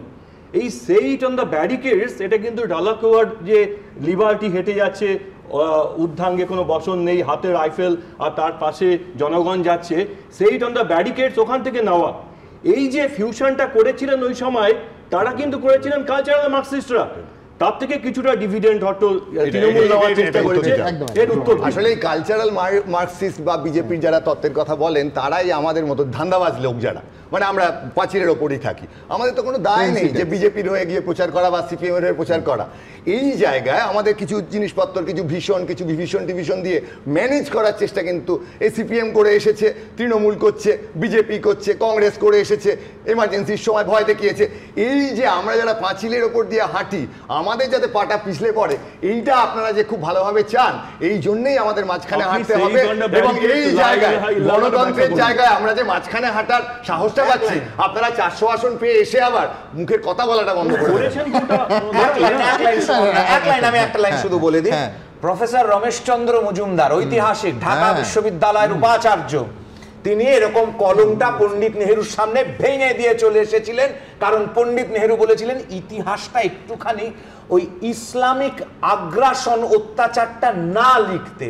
ইতিহাসে যেটা হয়েছে, ঠিক যেরকম পশ্চিম বাংলায় আমরা ছোটবেলায় 80-র দশকে পড়েছিলাম, সাম্প্রদায়িক সম্প্রীতির চরম পরাকাষ্ঠা পশ্চিমবঙ্গে হচ্ছে টেরাকোটা মসজিদগুলো, কিন্তু আসলে কোনোটা একটাও মসজিদ নয়, সবকটা হিন্দুর মন্দির। যাই হোক, আমাদের 22শে জানুয়ারি বলা হয়েছিল, 22শে জানুয়ারি বলা হয়েছিল রাম মন্দির নাকি আমরা ডিভিডেন্ড হিসেবে দেব। সুমন, আমি বলছি যে এই তাত্ত্বিক যে আলোচনাগুলো হচ্ছে, এটা অসাধারণভাবে আলোচনা আছে, ইউটিউব চেয়ে দেখতে পারেন। হরিশ সালভে মানে কেন্দ্রের সরকারের পক্ষে বলছেন, মনু সিং মীরা এগেনস্টে বলছেন, অসাধারণ। আমি বলছি ডিবেট হিসেবে অসাধারণ। আমি সবাইকে অনুরোধ করব, আপনারা কিন্তু ইউটিউবে হরিশ সালভের এবং ভার্সেস যে মনু সিংভি তাদের ডিবেট দেখবেন, তাহলে বুঝতে পারবেন। কিন্তু আমি বলছি যে এই যে যুক্তিগুলো চলছে, আমি প্রত্যেকটার প্রতি সম্মান রেখেই বলছি, ভোটাররা কিন্তু এই লেভেলে যাবে না।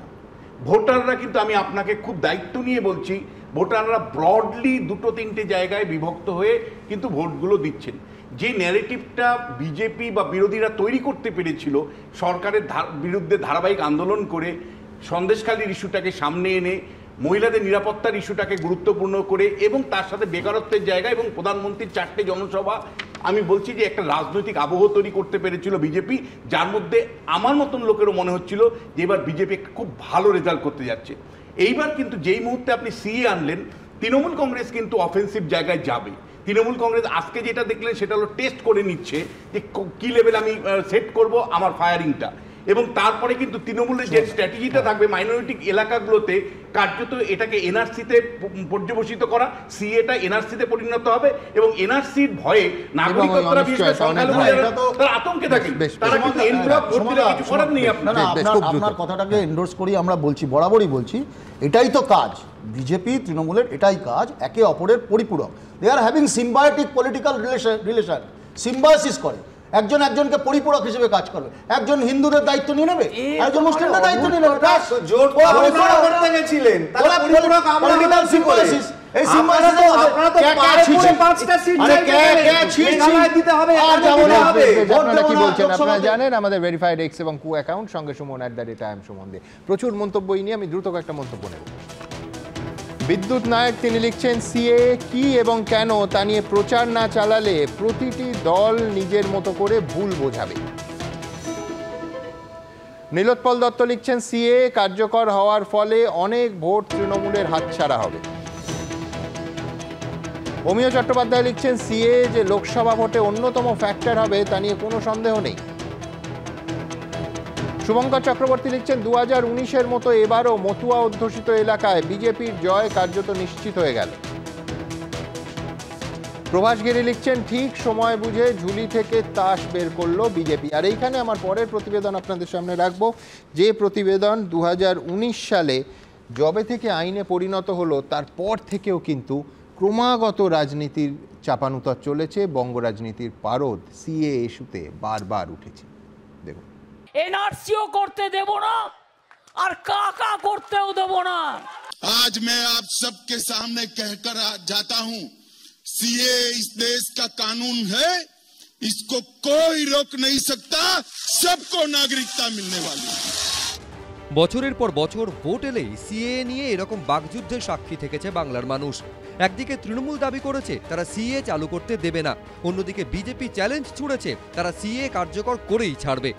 অবশেষে লোকসভা ভোটের ঠিক আগে দেশ জুড়ে সেই সিএ কার্যকর করে দিল মোদী সরকার। কেন্দ্রীয় স্বরাষ্ট্র মন্ত্রক বলছে, নাগরিকত্ব সংশোধনী নিয়ম 2024 অনুসারে সংশ্লিষ্ট ব্যক্তি নাগরিকত্বের জন্য আবেদন করতে পারবেন। একটি ওয়েব পোর্টালের মাধ্যমে সম্পূর্ণ অনলাইনে আবেদনপত্র জমা দিতে হবে। আমি মনে করি যে আজকে যাদের বলা হচ্ছে ছেলের হাতের মোয়া, হয়তো একটা বড় জোর এই দুদিনে কাউকেই তো দিতে পারবে না, জাস্ট শো অফ, জাস্ট একটা ছেলের হাতের মোয়া, লালিপপ, বলবে আপনারা পোর্টালে নাম লিখুন, এরকম কিছু একটা করবে। তা পোর্টালে তো সব ধর্মের লোকেরাই নাম লেখাবে, কিন্তু সেই নাম আদৌ কার্যকরী হবে? নতুন করে ইলেকশনের আগে কোনো অশান্তি হোক, এটা আমরা চাই না। পায়ে পা লাগিয়ে কোনো প্ররোচনা বিজেপি সৃষ্টি করুক, এটা আমরা চাই না। সব জায়গায় উদ্বাস্তু মানুষেরা, সাধারণ মানুষেরা, হিন্দুরা আনন্দ করছে, কারো কোনো অসুবিধে নেই। মুখ্যমন্ত্রী শুধু উস্কানি দিয়ে গন্ডগোল পাকানোর চেষ্টা করছে, কারো কোনো ক্ষতি হবে না এরপরে। সিএর যারা বিরোধী তাদের একাংশের প্রশ্ন, এই আইনে বেছে বেছে মুসলিমদের কেন বাদ দেওয়া হলো? আবার কারুর প্রশ্ন, নেপাল, শ্রীলঙ্কা, মায়ানমারের মতো দেশগুলিকে কেন বাদ দেওয়া হলো? দক্ষিণ ভারতীয়দের একাংশের সিএ বিরোধিতার মূল কারণ, তামিল উদ্বাস্তুদের কেন বাদ দেওয়া হলো? উত্তর পূর্ব ভারতের একাংশের আশঙ্কা, সিএ চালু হওয়ার ফলে শরণার্থীদের ব্যাপক ভিড় বাড়বে, তার ফলে তাদের ভাষা ও সাংস্কৃতিক ঐতিহ্য সংকটের মুখে পড়বে। দেখুন, অসমে এনআরসিটা একটা অন্য ক্ষেত্র। অসমের ক্ষেত্রে দেখা গেছে যে অবৈধ অনুপ্রবেশ দীর্ঘদিন ধরে হয়েছিল, যার জন্যে আসামে দাবি উঠেছিল যে এটা রোখার জন্য, এবং প্রধানমন্ত্রী রাজীব গান্ধী তিনি কথা দিয়েছিলেন যে এনআরসি শুরু হবে এবং অসমের যে সংস্কৃতি সেটা বজায় থাকবে।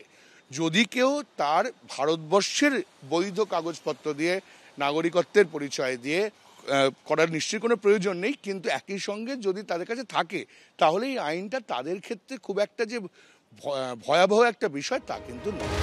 লোকসভা ভোটের আগে মোদী সরকার সিএ কার্যকর করে দেওয়ায় অবশেষে এই বাকযুদ্ধে দাঁড়ি পড়ল। তবে আইন কার্যকর নিয়ে সংঘাতের জল কোথায় গড়াবে সেটাই দেখার। সত্যজিৎ বৈদ্য, মুন্না অগ্রওয়াল, এবিপি আনন্দ। আর এবার আসবো সেই খবরে, যদি সিএ আজকে লাগু না হতো তাহলে নিঃসন্দেহে এই অনুষ্ঠানের প্রথম শিরোনাম, প্রথম হেডলাইন হতো তা নিয়েই। সেটা হচ্ছে এই স্টুডিও থেকে যার ছবি, যার ফুটেজ আমরা আইডেন্টিফাই করেছিলাম, জিয়াউদ্দিন মোল্লা সহ দুজনকে সিবিআই গ্রেফতার করলো সন্দেশখালী কাণ্ডে। আবার বলছি, সন্দেশখালী কাণ্ডে সিবিআইয়ের প্রথম গ্রেফতার জিয়াউদ্দিন মোল্লা সহ দুজনকে। পরের প্রতিবেদন। সন্দেশখালী কাণ্ডের তদন্তভার হাতে নেওয়ার পর সিবিআই এর প্রথম গ্রেফতার। শেখ শাহজাহানের ডান হাত ও তৃণমূলের পঞ্চায়েত প্রধান জিয়াউদ্দিন মোল্লাকে গ্রেফতার করল সিবিআই। সেই সঙ্গে গ্রেফতার করা হলো শাহজাহান মার্কেটের ম্যানেজার দিদার বক্স মোল্লা এবং শেখ শাহজাহানের শাগরেদ ফারুক আকুঞ্জিকে। সিবিআই সূত্রে খবর, সন্দেশখালীতে ইডি ও সিআরপিএফ এর উপর হামলার ঘটনায় জড়িত শেখ শাহজাহান ঘনিষ্ঠ এই তিনজন 5ই জানুয়ারি সন্দেশখালীতে শেখ শাহজাহানের বাড়িতে তল্লাশি চালাতে গিয়ে আক্রান্ত হন ইডি অফিসার এবং কেন্দ্রীয় বাহিনীর জওয়ানরা। সেই সময় ঘটনাস্থলেই ছিলেন শেখ শাহজাহানের ডান হাত বলে পরিচিত এই জিয়াউদ্দিন। এবিপি আনন্দর ক্যামেরার সামনে ইডির বিরুদ্ধে সরব হন তিনি। ইডি সিবিআই আগে চিঠি দেবে, তার যদি কোনো প্রয়োজন থাকে, কেন এভাবে তাকে হেনস্থা করা হবে? তাকে ডাক না করে কেন এলো? ইডি সিবিআই চিঠি না দিয়ে কেন আসবে? শেখ শাহজাহানের সঙ্গে তার পুরনো ফুটেজ দেখে এবিপি আনন্দ জিয়াউদ্দিনকে শনাক্ত করে। এরপরেও এবিপি আনন্দর ক্যামেরার সামনে শেখ শাহজাহানের হয়ে সওয়াল করতে শোনা যায় তৃণমূল নেতা জিয়াউদ্দিনকে। শেখ শাহজাহান রেশন দুর্নীতি কেন একটা শুকনো ঘুঁটার সঙ্গেও যুক্ত নেই, উনি কোনো দুর্নীতির সঙ্গে যুক্ত নেই, কোনো প্রমাণ করতে পারবে না রেশন দুর্নীতি। এরপর ইডির ওপর হামলার ঘটনায় এফআইআর করে তদন্তে নামে সিবিআই। সোমবার জিয়াউদ্দিনকে তারা ডেকে পাঠায়। সকাল 11:30 থেকে দীর্ঘক্ষণ জেরার পর জিয়াউদ্দিনকে গ্রেফতার করা হয়। কিন্তু প্রশ্ন উঠছে, তৃণমূল নেতা জিয়াউদ্দিনকে পুলিশ এতদিনে গ্রেফতার করতে পারেনি কেন? ওখানে যে দুর্নীতি আর অপশাসন আর অত্যাচার চলেছে তাতে যারা যুক্ত, এবং ইডির উপরে যারা হামলা করেছিল কয়েকশো লোক, এ সমস্ত অপরাধীদেরকে ধরতে হবে, কারণ এরা শাহজাহানের সব সাগরেদ। ওখানকার মানুষ আজকে হাহাকার করছে এই লোকগুলোর জন্য, এরা যেন একজনও না বাঁচে। সবাইকে আইনের মধ্যে নিয়ে আসতে হবে, সেই প্রসেস শুরু হয়েছে। পুলিশের ঘেরাটোপে থেকে সব বাঘ হয়েছিল, লুটের পর লুট করেছে, বাহিনী নিয়ে লুট করেছে। 56 দিন পুলিশের ঘেরাটোপে ছিল, তারপর ধরা পড়েছে। ধরা পড়ে এবার একে একে তিনি তাদের সঙ্গীদের নাম বলে দিচ্ছেন, যে সঙ্গীদের সবাই জানে, পুলিশ সহ সবাই দেখেছে ভিডিওতে। কালকে শুভেন্দু অধিকারীরা বা সুকান্ত বাবুরা যার যার নাম বলবে সিবিআই পরের দিন তাদের ডাকবে, এটা বা সিবিআই হয়তো নামগুলো আছে ওরা জানবে কি করে, এটা এক্সপেক্টেড না যে পলিটিক্যাল পার্টির যেটা বলবে পরের দিন সিবিআই তাই করবে। এলাকায় শেখ শাহজাহানের সেকেন্ড ইন কমান্ড বলে পরিচিত ছিলেন জিয়াউদ্দিন। এবার শেখ শাহজাহান ও তার শাগরেদদের মুখোমুখি জিজ্ঞাসাবাদে কি ইডির ওপর হামলা নিয়ে নতুন তথ্য সামনে আসবে, সেটাই দেখার। আবির দত্ত, ব্রতদীপ ভট্টাচার্য, অর্ণব মুখোপাধ্যায়, এবিপি আনন্দ। বৈশান্ত, প্রশ্ন একটাই যে পুলিশ এতদিন দেখেনি কেন? তার কারণ সেই সময়ের যে ফুটেজ সমস্ত চ্যানেলে সেটা লিড করেছিলেন এই জিয়াউদ্দিন মোল্লা। আমি যতদূর জানি যে শিবু হাজরা, উত্তম এবং শাহজাহান এই তিনটে অ্যারেস্টই রাজ্য পুলিশ করেছে। এখন আজকে একটা লোককে ইন্টারোগেশনের জন্য ডেকে অ্যারেস্ট করা হয়েছিল। লোক না, পদাধিকারী আপনাদের দলে। আপনি পার্টির লোক আপনারা বলতে চাইছেন? আমি বলছি একটা কি ঘটনা এবং ফুটেজ আছে সেদিন যে বিক্ষোভটা, যেদিন ইডি মার খেলো, যেদিন সংবাদ মাধ্যম মার খেলো, সেই বিক্ষোভটা লিড করছিলেন, ফুটেজ আছে। না, সে তো আপনি দেখালেন এক্ষুনি। আমি বলছি যে কি মামলা এটা? সরকারি কর্মচারী তার কাজে গেছে, সেই কাজে বাধা দান করেছিলেন, তার জন্য তাকে ডাকা হয়েছিল, ডেকে তাকে অ্যারেস্ট করা হয়েছে। আমি বলছি ইডি অফিসার সিআরপিএফ এর মাথা ফাটান। আপনি তো ওটাকে আপনি অট্টহাস্য এসে মানে না, আমি বলছি এটা কি মামলা? সরকারি কর্মচারী। আমি বলছি ধরে নিন রাজ্য সরকারি কোনো কর্মচারী বা পুলিশ কর্মীর সঙ্গে হতো। আরে আপনাকে আমি কত সব মামলা দেখাবো, রোজ তো আমরা করি, যে এই কাজ করতে গিয়ে সরকারি কাজের বাধাদান হয়েছে, বিজেপি শাসিত রাজ্যে হয়েছে, বিজেপি পার্টির লোকেরা করেছে, কত ঘটনা হয়েছে। আপনি কটা ঘটনা নিয়ে এই ঘন্টাখানেক করেন বলুন? না, এই জন্য কি বলছেন আপনি এরপর বলবেন যে সন্দেশখালী নিয়ে, যেটা আপনাদের মূল কথা, যেটা বলতে চান কিন্তু বলতে পারেন না, যে সন্দেশখালী কেন উচ্চারণ করা হবে সংবাদ মাধ্যমে। বিজেপি যারা অ্যাডভাইজার তারা বলছিল কেন সন্দেশখালী আলোচনা হচ্ছে না, কেন সিএএ নিয়ে নবাবের জন্য জবরদস্তি কেন আলোচনা হচ্ছে? দিনের পর দিন তোমার এই চ্যানেলে আমি বলে গেছি চেষ্টা করবেন বলুন তো, প্ল্যাটারে যেভাবে আমরা খাওয়াবো এইভাবে জিয়াউদ্দিন মহিলাদেরকে পিক এন্ড চুজ করতে নিজের হাওয়াসের জন্য, একে তোলা কেন হবে না? কারণ বলবেন তো, কারণ আগে তো মমতা ব্যানার্জি দুধ টেনে তুলেছিল যে তাদেরকে দলে নিয়ে নিয়েছিলেন, তো সেইটাই হবে তাদের কথার জন্য।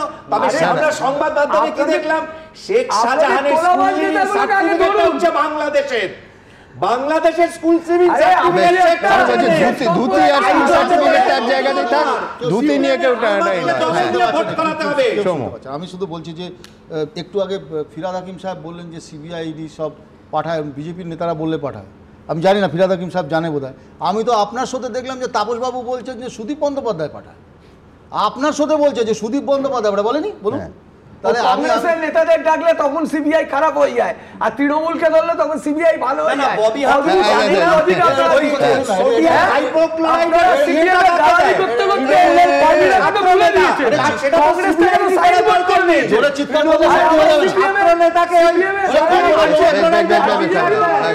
বলছি 40টার উপরে মামলা দিয়েছিল শাহজাহানকে, 40টার উপরে পুলিশ।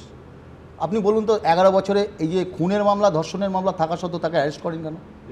এক, দুই, একদম 43টা মামলা, 56 দিন পরে অ্যারেস্ট করলেন। 43টা মামলা স্বয়ং কলকাতা হাইকোর্টের বিচারপতিরা বিস্ময় প্রকাশ করেছিলেন। 56 দিন পরে অ্যারেস্ট করলো, 56 দিন পরে অ্যারেস্ট করার পরে দল বহিষ্কার করলো। তারপর আবার দেখুন স্ববিরোধিতা, দল যাচ্ছে আপনার আমার ট্যাক্সের টাকা খরচা করে সুপ্রিম কোর্টে তাকে বাঁচাতে, একজনকে বহিষ্কার করছে, তাকে আবার বাঁচাতে যাচ্ছে কে? ট্যাক্সের টাকা খরচা করে আমাদের আপনার। স্ববিরোধিতা নয়, নয় স্ববিরোধিতা। 43টা মামলার পরেও শাহজাহান গ্রেফতার হয় না, আর দিনকে ফুটেজে দেখার পরও পুলিশ ধরে না। দেখুন সুমনদা, আমি মানে রাজ্য সরকারের যে ভূমিকা সেটা তো অবশ্যই নক্কারজনক এবং সেটা কোর্ট পর্যন্ত ভর্ৎসনা করেছে, কিন্তু অ্যাট দ্য সেম টাইম আপনি ভাবুন যে কেন্দ্রীয় সরকারের সিবিআইয়ের রোলটাও আপনাকে কিন্তু বিচার করতে হবে। যে আমার প্রথমত ইডির ওই রকম মার খাওয়ার পরে ওই দিনের বিকেলবেলা ইডির রেড করা উচিত ছিল। কেন 19 দিন পর? 19 দিন। আমি আবারও বলছি, ইডির অফিসাররা মার খাচ্ছে, কেন্দ্রীয় সরকার বসে দেখবে? কেন্দ্রীয় সংস্থা কেন সেদিনই বিকেলবেলা গিয়ে রেড করলো না?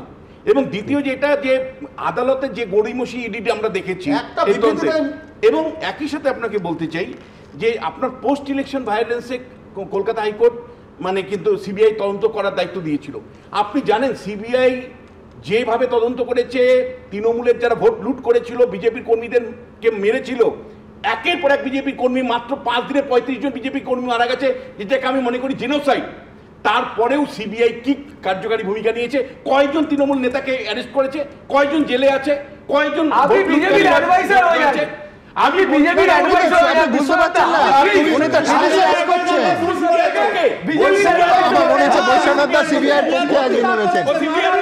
আমি জানি না বৈশানাথ দা সিবিআই লয়ার কিনা, কিন্তু বেশ আমি এখান থেকে আমার পরের প্রতিবেদন যেটা অত্যন্ত গুরুত্বপূর্ণ সেটা হচ্ছে অর্জুন সিং।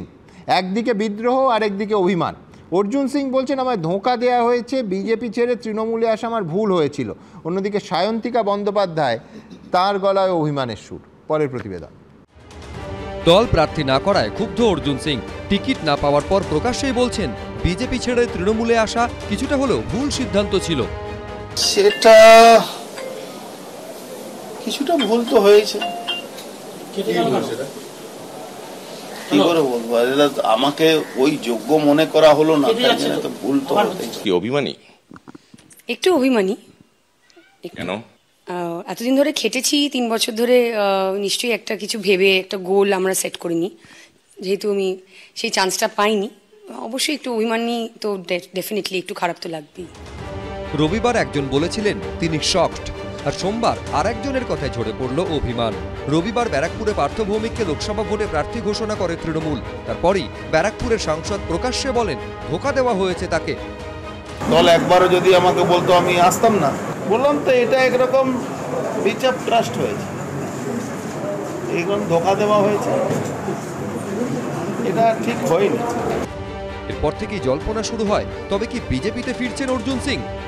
আমি এইটুক জানি কি আমিও একজন মানুষ, আমারও সেন্স আছে, আমারও দুটো চোখ আছে, দুটো কান আছে, একটা নাক আছে, একটা মুখ আছে, আমারও সব বোঝা শক্তি আছে, তো সেই শক্তি নিয়েই আমাকে কাজ করতে হয়। মুখে বন্ধু বললেও এদিন আকারে ইঙ্গিতে একাধিকবার ব্যারাকপুরের তৃণমূল প্রার্থী পার্থ ভৌমিককে কটাক্ষ করতেও শোনা যায় ব্যারাকপুরের সাংসদকে। পার্থর প্রতিশ্রুতির উপরে আমাকে রাজনীতি করতে হবে, তার থেকে ভালো নাই করবো। আপনি কালকে কি ওনার বাড়িতে যাবেন? হ্যাঁ যাবো তো, দলের লোক দলে কথা বলতে যাবো, আবার কি বলতে যাবো, তত দলে আছে এখন। ভক্ত মানুষের থাকেই, যে এতদিন পার্টি করেছে তার ক্ষোভ থাকা স্বাভাবিক। দলের থেকে অন্য কোনো পদ এক্সপেক্ট করছেন, আশা করছেন? না না, এই এমপিটাই পেলাম না, আবার অন্য কি এক্সপেক্ট করবো। অর্জুন সিং এর পাশাপাশি লোকসভা নির্বাচনে টিকিট না পাওয়ায় অভিমানী অভিনেত্রী ও তৃণমূল নেত্রী সায়ন্তিকা বন্দ্যোপাধ্যায়ও 2021-এর বিধানসভা ভোটের আগে তৃণমূলে যোগ দিয়েই বাঁকুড়া থেকে প্রার্থী হন অভিনেত্রী সায়ন্তিকা, কিন্তু জিততে পারেননি। তবে বাঁকুড়ার মাটি কামড়ে পড়েছিলেন। রবিবার ব্রিগেডের জনসভা থেকে তৃণমূলের লোকসভা নির্বাচনের প্রার্থী ঘোষণার সময় দেখা যায় বাঁকুড়ার প্রার্থী করা হয়েছে তালডাংরার বিধায়ক অরূপ চক্রবর্তীকে। আর প্রার্থীদের নাম ঘোষণার পরই দেখা যায় ফোন কানে হন্তদন্ত হয়ে বেরিয়ে যাচ্ছেন সায়ন্তিকা। জানা থাকলে যে তুমি এই কারণে পেলে না, সেটা যদি আমার কাছে একটা কমিউনিকেশন হয়ে থাকতে পারতো তাহলে হয়তো ভালো হতো, তাহলে হয়তো টিকিট অ্যানাউন্স হয়ে যাওয়ার পর হয়তো মন খারাপ হতো না বা খারাপ লাগতো না। শেষ অবধি কি হয় খুব তাড়াতাড়ি তা বোঝা যাবে। সমীরণ পাল, কৃষ্ণেন্দু অধিকারী, মুন্না অগ্রওয়াল, এবিপি আনন্দ। বৈশাখদা, যে কোনো নির্বাচনে যে কোনো রাজ্যে যে কোনো দলের টিকিট না পেলে ক্ষোভ বা অভিমান নতুন কিছু নয়, সে তো নিয়ে আপনি বলবেন, কিন্তু আমার খটকাটা সম্পূর্ণ অন্য জায়গায়। যে গতকালকে ব্রিগেডের অন্যতম স্লোগান ছিল যে বহিরাগতদের বিসর্জন, তারপরে দেখলাম যে ইউসুফ পাঠান, কীর্তি আজাদ, এরা সব টিকিট পেল।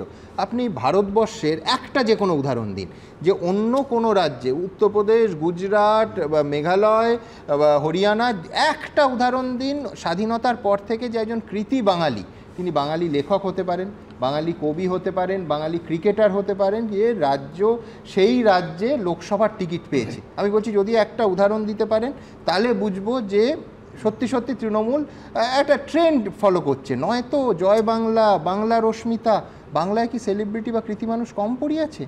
কেন কীর্তি আজাদ বা ইউসুফ পাঠান? শত্রুঘ্ন সিনহা। আমি একটু বলবার সময় চিয়াচালে বললাম, না না না, কেউ নিয়ে যাবেন, আপনি বলুন। আমি বলছি যে ভাগ্যিস সুকান্ত এত কথা বলছিল, সুকান্তকের মতো ছবিতে জুতো পেটা চটি পেটা হয়নি। বিজেপি পার্টির ইলেকশনে টিকিট নিয়ে আমরা ছবি দেখেছি, পৌরসভায় টিকিট সময় দেখেছি যে জুতো পেটা করছে, ছবির ওপরে সুকান্ত চটি মেরে যাচ্ছে নিজের পার্টি লোক পাঠিয়েছিলেন। বিজেপি আমি তো শুরুতেই বলে দিলাম যে অর্জুনের প্রসঙ্গ তো নিশ্চয়ই বৈশ্বনাথ দা আমাদের উদাহরণ দেবেন যে পশ্চিমবঙ্গের বাইরে কোনো রাজ্যে কোনো বাঙালি কৃতি মানুষকে লোকসভার প্রার্থী করা হয়েছে, বলতে পারবেন না।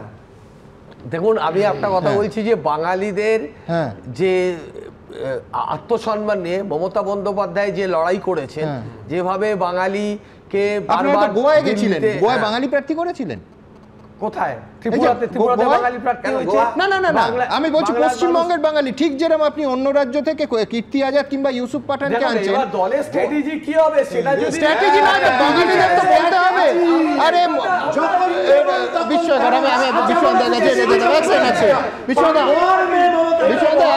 আমি বলছি যে দেখুন, আমি সবসময় বাঙালিটা ব্রড অর্থে দেখি। আপনারা জানেন যে আমরা এত বছর আমাদের কাছে সঞ্জীব গোয়েঙ্কা কিংবা হর্ষ নেউটিয়া, ঋষি মোদী, এদের বাঙালি যারা বাংলায় কাজ করেছেন। আমি সংকীর্ণ অর্থে বাঙালি ধরিই না, কিন্তু আমি বলছি যে আমি রাজ্যসভায় পাঠাচ্ছি কেডি সিংকে। ইনফ্যাক্ট ঘটনাচক্রে আজকে অ্যালকেমিস্টের 10,29,00,000 তৃণমূলকে দিতে হয়েছে, আমি সেদিকে যাচ্ছি না। শত্রুঘ্ন সিনহা, যার গোটা জীবনের নিকনেম হচ্ছে বিহারী বাবু, নিঃসন্দেহে আমাদের কাছে সম্মানের, আমি তার ফ্যান, কিন্তু ইস্যুটা তা নয়। ইস্যুটা হচ্ছে তাকে আমি দুবার বাংলা থেকে টিকিট দেবো কেন?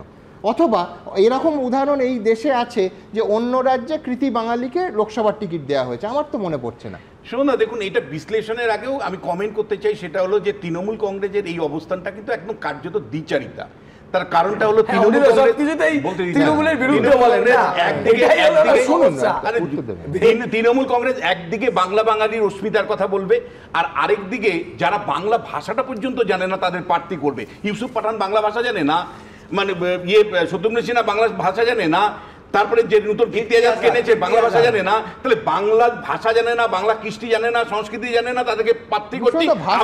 কালকে আমাদের সাংবাদিকদের সঙ্গে কথা বলছিলেন, মানে আমি বলছি বাংলার পলিটিক্সের অ ক খ জানেন কিনা এই দুজন। এই প্রশ্নটা মমতা বন্দ্যোপাধ্যায়কে ধাওয়া করবে যে পশ্চিমবাংলায় কি সত্যি বাঙালি নেই, যে আপনি একটা বাঙালি প্রার্থী দিতে পারলেন না। মানে আমি হচ্ছি বাংলায় সংস্কৃতিতে আছেন, আমি বাংলা ভাষাভাষী বলছি না, যে বাংলার দীর্ঘদিন ধরে আছে লক্ষ্মীরতন শুকনার মতন মানুষ বা আরো যারা আছেন কৃতি মানুষ, তাদেরকে আপনি প্রার্থী করতে পারছেন না, আপনাকে বিহার উত্তরপ্রদেশ থেকে আনতে হচ্ছে।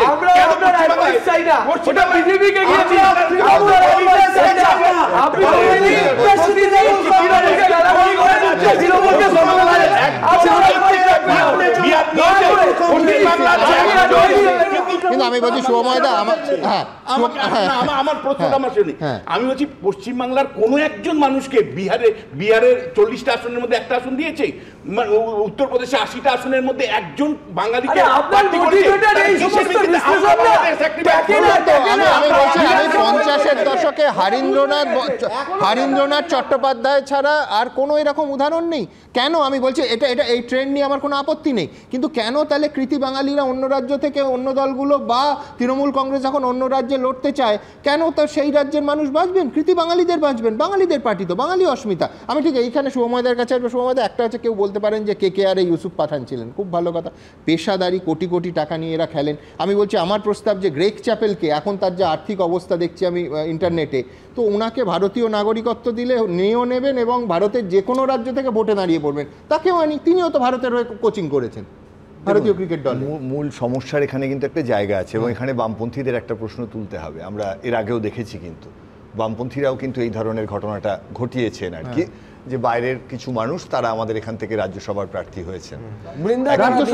আমি আরো স্পেসিফিক্যালি লোকসভায় আমি বলছি, মানে একদম একটু কাছাকাছি মানুষের ভোটে বিজেপির ভোট গত নির্বাচনে বোধহয় 21-21-এ ম্যানেজ করছিলেন কৈলাস বিজয়বর্গীয়, নিঃসন্দেহে বিজেপির খুব বড় নেতা, কিন্তু এখানে এসে মানে পশ্চিমবঙ্গের বিজেপি নেতারা রাজর্ষি বা এনারা চালাতে পারছেন না আর কি, ওনাদের আনতে হচ্ছে।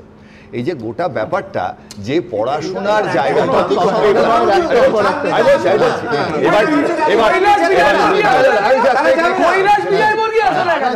আমি বলছি তো আনা যাবে,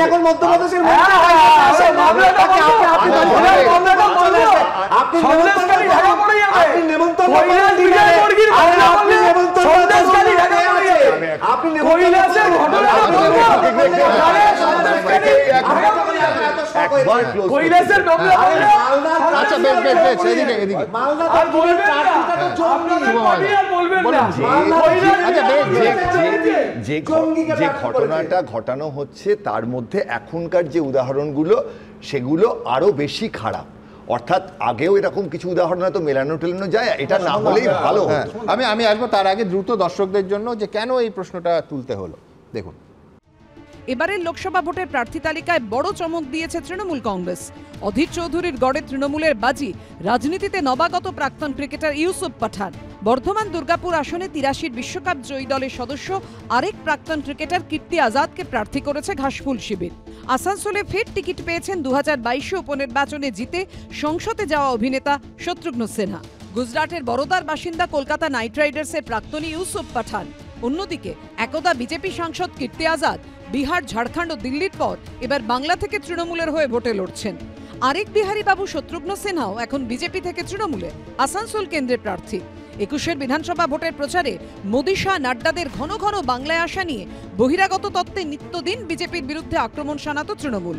লোকসভা ভোটের প্রার্থী তালিকা প্রকাশের পর তাদের অস্ত্রেই ঘাসফুল শিবিরকে এবার নিশানা করছে বিজেপি। আধা ঘন্টা আগে অভিষেক ব্যানার্জি ওই মঞ্চে দাঁড়িয়ে বড় বড় ভাষণ দিল, বাংলা, বাঙালি, বিজেপি বাংলা বিরোধী, গুজরাট থেকে লোকেরা আসে। আরে সেই গুজরাটের ইউসুফ পাঠানকে নিয়ে এসে তুই প্রার্থী করে দিলি? বাংলায় কি মুসলমান কম পড়ি আছে নাকি বাঙালি কম পড়িও? এবং বিহারি, উত্তরপ্রদেশের লোক, এই আমাদের কীর্তি আজাদকে নিয়ে সেখানে প্রার্থী করা হলো। কেন বর্ধমানে বাঙালি নেই? এখানকার মানুষকে বলেছিলেন বিধানসভা নির্বাচনে বাংলার মেয়েকে চায়, আর তৃণমূল বাংলার ছেলেকে চায় না, এটা বোঝা গেল। এখানকার ছেলেরা সব পরিযায়ী শ্রমিক হবে, অন্য রাজ্যে গিয়ে কাজ করবে, আর অন্য রাজ্য থেকে বিজেপির কাছ থেকে নিয়ে এসে এখানে এমপি করবেন। শত্রুঘ্ন সিনহা যখন আসানসোলে দাঁড়ালেন ওখানেও বহিরাগত শব্দটা তোলা হয়েছিল। উনি লক্ষাধিক ভোটে জিতে প্রমাণ করে দিয়েছেন যে তিনি 8-10টা বাংলার তৃণমূলের প্রার্থীর মতো তিনিও জয়ী হয়েছেন এবং বাংলার মানুষ, আসানসোলের মানুষ তাকে গ্রহণ করেছেন। আমার বক্তব্য হচ্ছে যে আমি একটু চেয়েছিলাম যে দিদি কিংবা খোকাবাবু আমার চ্যালেঞ্জটা গ্রহণ করুক। আমি অনেক দিন আগে, অনেক বছর আগে বলে দিয়েছি, মুর্শিদাবাদে কংগ্রেস চুরমার, দিদি বলে কংগ্রেস শেষ। বাংলার তৃণমূলকে বলেছিলাম হয় দিদি কিংবা খোকাবাবু তারা বহরমপুর লোকসভায় এসে আমার বিরুদ্ধে লড়াই করুক। যদি আমি হেরে যাই আমি রাজনীতি করা ছেড়ে দেবো। ইউসুফ পাঠানের কত গ্রহণযোগ্যতা আর অধীর চৌধুরীর কত গ্রহণযোগ্যতা সেটা এবার নির্বাচনে দেখা যাবে, ফলাফলে বোঝা যাবে। সব মিলিয়ে বহিরাগত তরজা তুঙ্গে।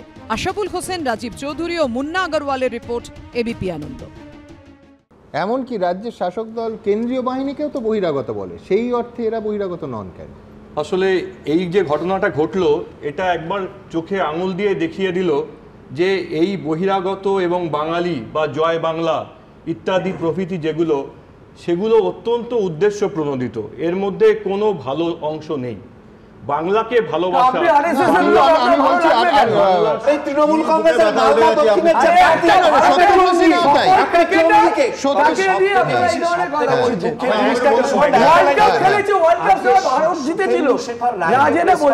করতে হচ্ছে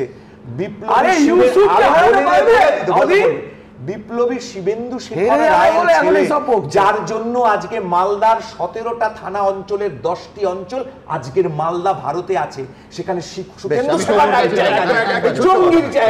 এই যে একটা রাজনীতির একটা ব্যক্তি ব্যাপারও আছে, তো নিজেকে প্রার্থী হতে হবে। ওই জন্য শত্রুঘ্ন সিনহা কংগ্রেস, বিজেপি, তৃণমূল। আপনি আবার অন্য উদাহরণটা দেখতেই পাচ্ছেন যে তিনি মানে কীর্তি আজাদ, যিনি আগে তিনিও কংগ্রেস থেকে বিজেপি হয়ে এলেন। শত্রুঘ্ন সিনহা আমি বলছি রাজর্ষি কিন্তু পবন সিংকেও প্রার্থী করেছিল। পবন সিং যার শেষ পর্যন্ত ক্যান্ডিডেটর উইথড্রন হলো। একটা কথা শেষ করি, সেটা হচ্ছে বাঙালি বিরোধী ছিল। পবন সিং বাঙালি বিরোধী ছিল। বাঙালি বিরোধী। আরে এ তো আচ্ছা বাজারে বসেছে। আচ্ছা আচ্ছা আচ্ছা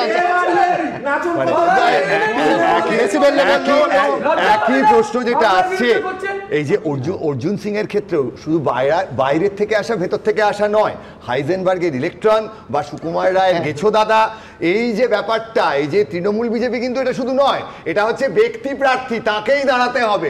এই যে লোকগুলো ঘুরে ঘুরে বেরিয়ে আজ এর প্রার্থী হবে, কাল ওর প্রার্থী হবে, এদের কোনো আদর্শ নেই, এদের কোনো কর্মসূচি নেই। আমি আবার বলছি শুভময়দা, এটা এই দিনে হয়তো আমাদের দেখতে হবে যে গ্রেগ চ্যাপেল শিগগিরই প্রার্থী হবে। মানে এখানে না, মানে এইখানে অনেকটা কি হয়, এই সেলিব্রিটি প্রার্থীদের দেওয়া হয় হয়তো অনেক ক্ষেত্রে দলের যে বিভিন্ন গোষ্ঠীর দ্বন্দ্ব আছে সেগুলোকে সামাল দেওয়ার জন্য, অনেক সময় দেওয়া হয় যে মানে অবাঙালি ভোটারদেরকে আকৃষ্ট করবার জন্য, কিন্তু দিনের শেষে কি এরাকে সত্যি সার্ভিস দেয়? শত্রুঘ্ন সিনহা কি 24 ঘন্টা থাকে বা সংসদের কতটুকু তার ভূমিকা থাকে? আমি বলছি তৃণমূলই বলে যে এতগুলো প্রার্থীবদল করতে হচ্ছে তাদেরই। আমি সৌমর কাছে শুধু একটা অংশ নিয়ে যাব। সৌম, এক হচ্ছে যে জাস্টিস অভিজিৎ গাঙ্গুলি, তার কুলিং অফ পিরিয়ড, তার আগে সমস্ত রায় পুনর্বিবেচনা করা হোক, পুনর্বিচার করা হোক, বারবার তৃণমূল এই দাবি তুলেছে। আমি বলছি শনিবার অবধি একজন আইজি পদে ছিলেন, রায়গঞ্জ রেঞ্জের আইজি, শনিবার তার পদত্যাগ গৃহীত হলো, রোববার প্রার্থী হিসেবে যোগ হলো। আমার পরিষ্কার প্রশ্ন, এক হচ্ছে কুলিং অফ পিরিয়ড কি হলো, দুই হচ্ছে দুজন, মানে তাহলে বলতে হবে যে তিনিও আইজি পদ ব্যবহার করে শনিবার অবধি যা যা সিদ্ধান্ত নিয়েছেন তৃণমূলের স্বার্থে এবং তাই জন্য পুরস্কৃত হয়েছেন। তৃতীয় প্রশ্ন হবে যে তাহলে নিশ্চয়ই আইজি পদে থাকার সময় তার সঙ্গে তৃণমূলের কথাবার্তা চলেছে, এবং চার যে তাহলে তার আইজি হিসেবে নেওয়া সমস্ত সিদ্ধান্ত পুনর্বিবেচনা করা হোক। একই বই পড়ে তো, যেটা ওখানে পড়ানো হয় নাগপুরে সেই বইটা এখানেই পড়ানো হয়, দুটো একই বই। এক্ষুন বলছিল ওনাকে আরএসএস, তো ও তো আরএসএস তো দুর্গা, একই তো ব্যাপার, তো বইটা তো তফাৎ না। আমি শুধু তার আগে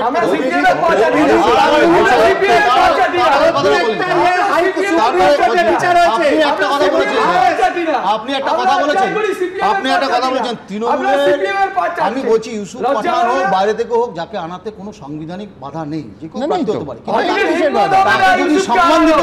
তাকে যদি সম্মান দিতে হয় রাজ্যসভার প্রার্থী করতে পারতেন, রাজ্যসভার এতগুলো সিট ছিল, সম্মান দিতে পারতেন। আসলে কি বলুন তো, অধীর নয় দিদি ভয় পেয়েছে, দিদি বলছে চ্যালেঞ্জ করছি আমরা, আরে তৃণমূলের লোক নেই, স্কুল ডিসিবেল লেভেল আরেকটু বাড়লে আমি ভয় পেয়ে যাবো। সেই জন্য আমার পরের প্রতিবেদন নিতে হবে, যেটা হচ্ছে এই প্রশ্নটা নিয়ে যে স্বেচ্ছাবসর নিয়ে রাজনীতিতে সত্যি সত্যি একটা কুলিং অফ পিরিয়ড কি দরকার। সেই দাবি যারা তুলছে তারা যে উদাহরণটা রাখলেন সেটা অন্যরকম হলো না কেন, দেখুন তো। অবসরের মাত্র কয়েক মাস আগে স্বেচ্ছাবসর নিয়ে দিন কয়েকের মধ্যে বিজেপিতে যোগ দিয়েছেন প্রাক্তন বিচারপতি অভিজিৎ গঙ্গোপাধ্যায়। আর এরপর থেকেই নৈতিকতার প্রশ্ন তুলে বিজেপি এবং অভিজিৎ গঙ্গোপাধ্যায়কে আক্রমণ করছে তৃণমূল। কিন্তু লোকসভা ভোটের প্রার্থী তালিকা প্রকাশের পর একই প্রশ্নে এবার বিদ্ধ হতে হচ্ছে রাজ্যের শাসক দলকেও। কারণ পদত্যাগের পরদিনই তৃণমূলের প্রার্থী তালিকায় জায়গা পেয়েছেন সদ্য অবসরপ্রাপ্ত আইপিএস অফিসার প্রসূন বন্দ্যোপাধ্যায়। প্রাক্তন বিচারপতি অভিজিৎ গঙ্গোপাধ্যায়কে নিয়ে তৃণমূল অভিযোগ তুলেছে তার রাজনৈতিক সদিচ্ছা কাজ করেছে শেষ দিকে তার বিচারে। এই প্রশ্নটা আপনার ক্ষেত্রে উঠছে। দেখুন, কার ক্ষেত্রে কি প্রশ্ন উঠছে সেটা আমি এই মুহূর্তে প্রত্যেকটা বিষয় অ্যানালাইসিস করতে যাব না। আপনি আমাকে জিজ্ঞাসা করেছেন, my point has been very simple, যে আমার যে কাজ ছিল প্রশাসনিক কাজ সেটা আমি যথেষ্ট মন দিয়ে করেছি।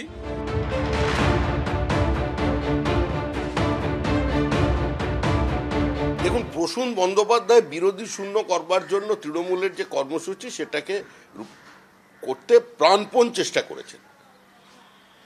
প্রসূন বন্দ্যোপাধ্যায়কে মানুষ চেনে, জেলার যে জেলায় উনি দায়িত্বে ছিলেন এই সরকারের আমলে উনি কি করেছেন, কিভাবে আক্রমণ করেছেন সেটা মানুষের জানা। অভিজিৎ গঙ্গোপাধ্যায় বিজেপিতে যোগদানের ঘোষণার দিনই ইঙ্গিতপূর্ণ মন্তব্য করেছিলেন অভিষেক বন্দ্যোপাধ্যায়।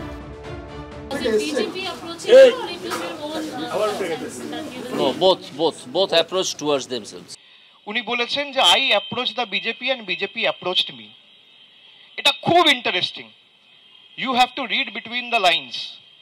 উনি তার মানে স্পষ্ট করে বলছেন যে আমি যখন বিচার ব্যবস্থায় বিচারকের চেয়ারে বসে বিভিন্ন শুনানিতে আমার রায় দিয়েছি বা আমার এজলাসে যে সমস্ত ঘটনা শুনানি হয়েছে সেই সময়ে বিজেপি আমার সাথে যোগাযোগে ছিল এবং আমি বিজেপির সাথে যোগাযোগে ছিলাম। বাকিটা আমি সাধারণ মানুষের কাছে ছেড়ে দিলাম। এই চাপানুতরের মধ্যেই 9 মার্চ আইপিএস পদে ইস্তফা দিয়ে 10 মার্চ ব্রিগেডে তৃণমূলের জনগর্জন সভায় যোগ দিয়ে তৃণমূলের মালদা উত্তরের প্রার্থী হয়েছেন সদ্য অবসরপ্রাপ্ত আইপিএস অফিসার প্রসূন বন্দ্যোপাধ্যায়। প্রসূন ব্যানার্জি যেদিন রিজাইন করলেন পরের দিন তৃণমূলের প্রার্থী, এক্সিস্টিং কাজ ছেড়ে বিচারক তিনি যদি অপরাধ করে থাকেন, বিজেপির লোক কাজ করছিলেন বলে, তাহলে কাজ ছেড়ে পুলিশের অফিসার তিনি এমপি পদে দাঁড়িয়েছেন তৃণমূলের হয়ে, একই অপরাধী। ফলে তৃণমূল এসব কথা বলতে পারে না। গড়ন হিসেবে তৃণমূল আর বিজেপির গড়নটা একই। বিরোধীরা ইতিমধ্যে অভিযোগ তুলছেন যে আপনি আপনার পুলিশের কেরিয়ারকে রাজনৈতিক কেরিয়ার তৈরির জন্য, শাসক দলের প্রার্থী হওয়ার জন্য ব্যবহার করলেন। ভয় পাচ্ছে, চূড়ান্ত ভয় পাচ্ছে। বিরোধীরা জানে, বিশেষ করে ওই বৃত্তে জানে যে আমার সাথে মানুষের যোগাযোগটা একদম নিজের মতো করে, পার্সোনাল। আর মানুষ ভয় পেলে না কিছু আজে বাজে কথা বলে। সব মিলিয়ে বিতর্কের কেন্দ্রবিন্দুতে স্বেচ্ছাবসর নিয়ে রাজনীতিতে আসা বিচারপতি থেকে পুলিশ কর্তা অরিত্রিক ভট্টাচার্য, উজ্জ্বল মুখোপাধ্যায়, অর্ণব মুখোপাধ্যায়, এবিপি আনন্দ। শক্তি চট্টোপাধ্যায় লিখেছিলেন, আমি তোমার মতো অমন বাড়ি খালি রেখে চুপচাপ বসে থাকতে শিখিনি। রাজনীতিবিদরাও তেমনই, ইস্যু খালি রেখে চুপচাপ বসে থাকতে না, তারাও শেখেননি। এই যেমন ধরুন সন্দেশখালী, শেখ শাহজাহান গ্রেফতার হওয়ার পর শাসক দলের দাবি এটা পুলিশের সাফল্য, আবার বিরোধীদের কটাক্ষ আসলে ধরার ইচ্ছে ছিল না, কিন্তু সংবাদ মাধ্যমের চাপ, লাগাতার বিক্ষোভ আর হাইকোর্টের গুঁতো খেয়ে পুলিশ ধরতে বাধ্য হয়েছে। এখন রাজনীতিতে এসব তাল ঠোকাঠুকি চলতেই থাকবে। সেসব মানুষের সামনে রাখতে গেলে যদি আবার কেস দেন, দেবেন। কেস দেবেন না প্লিজ।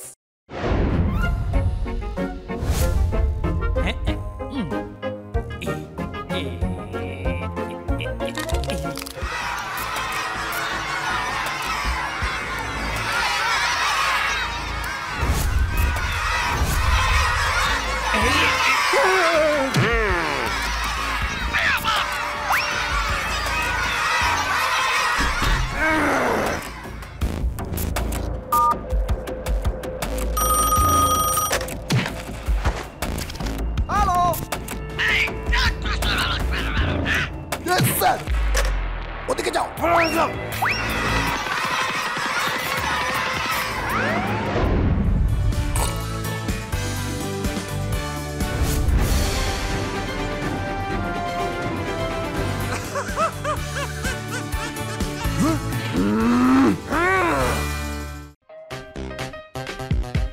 কেস দেবেন না প্লিজ।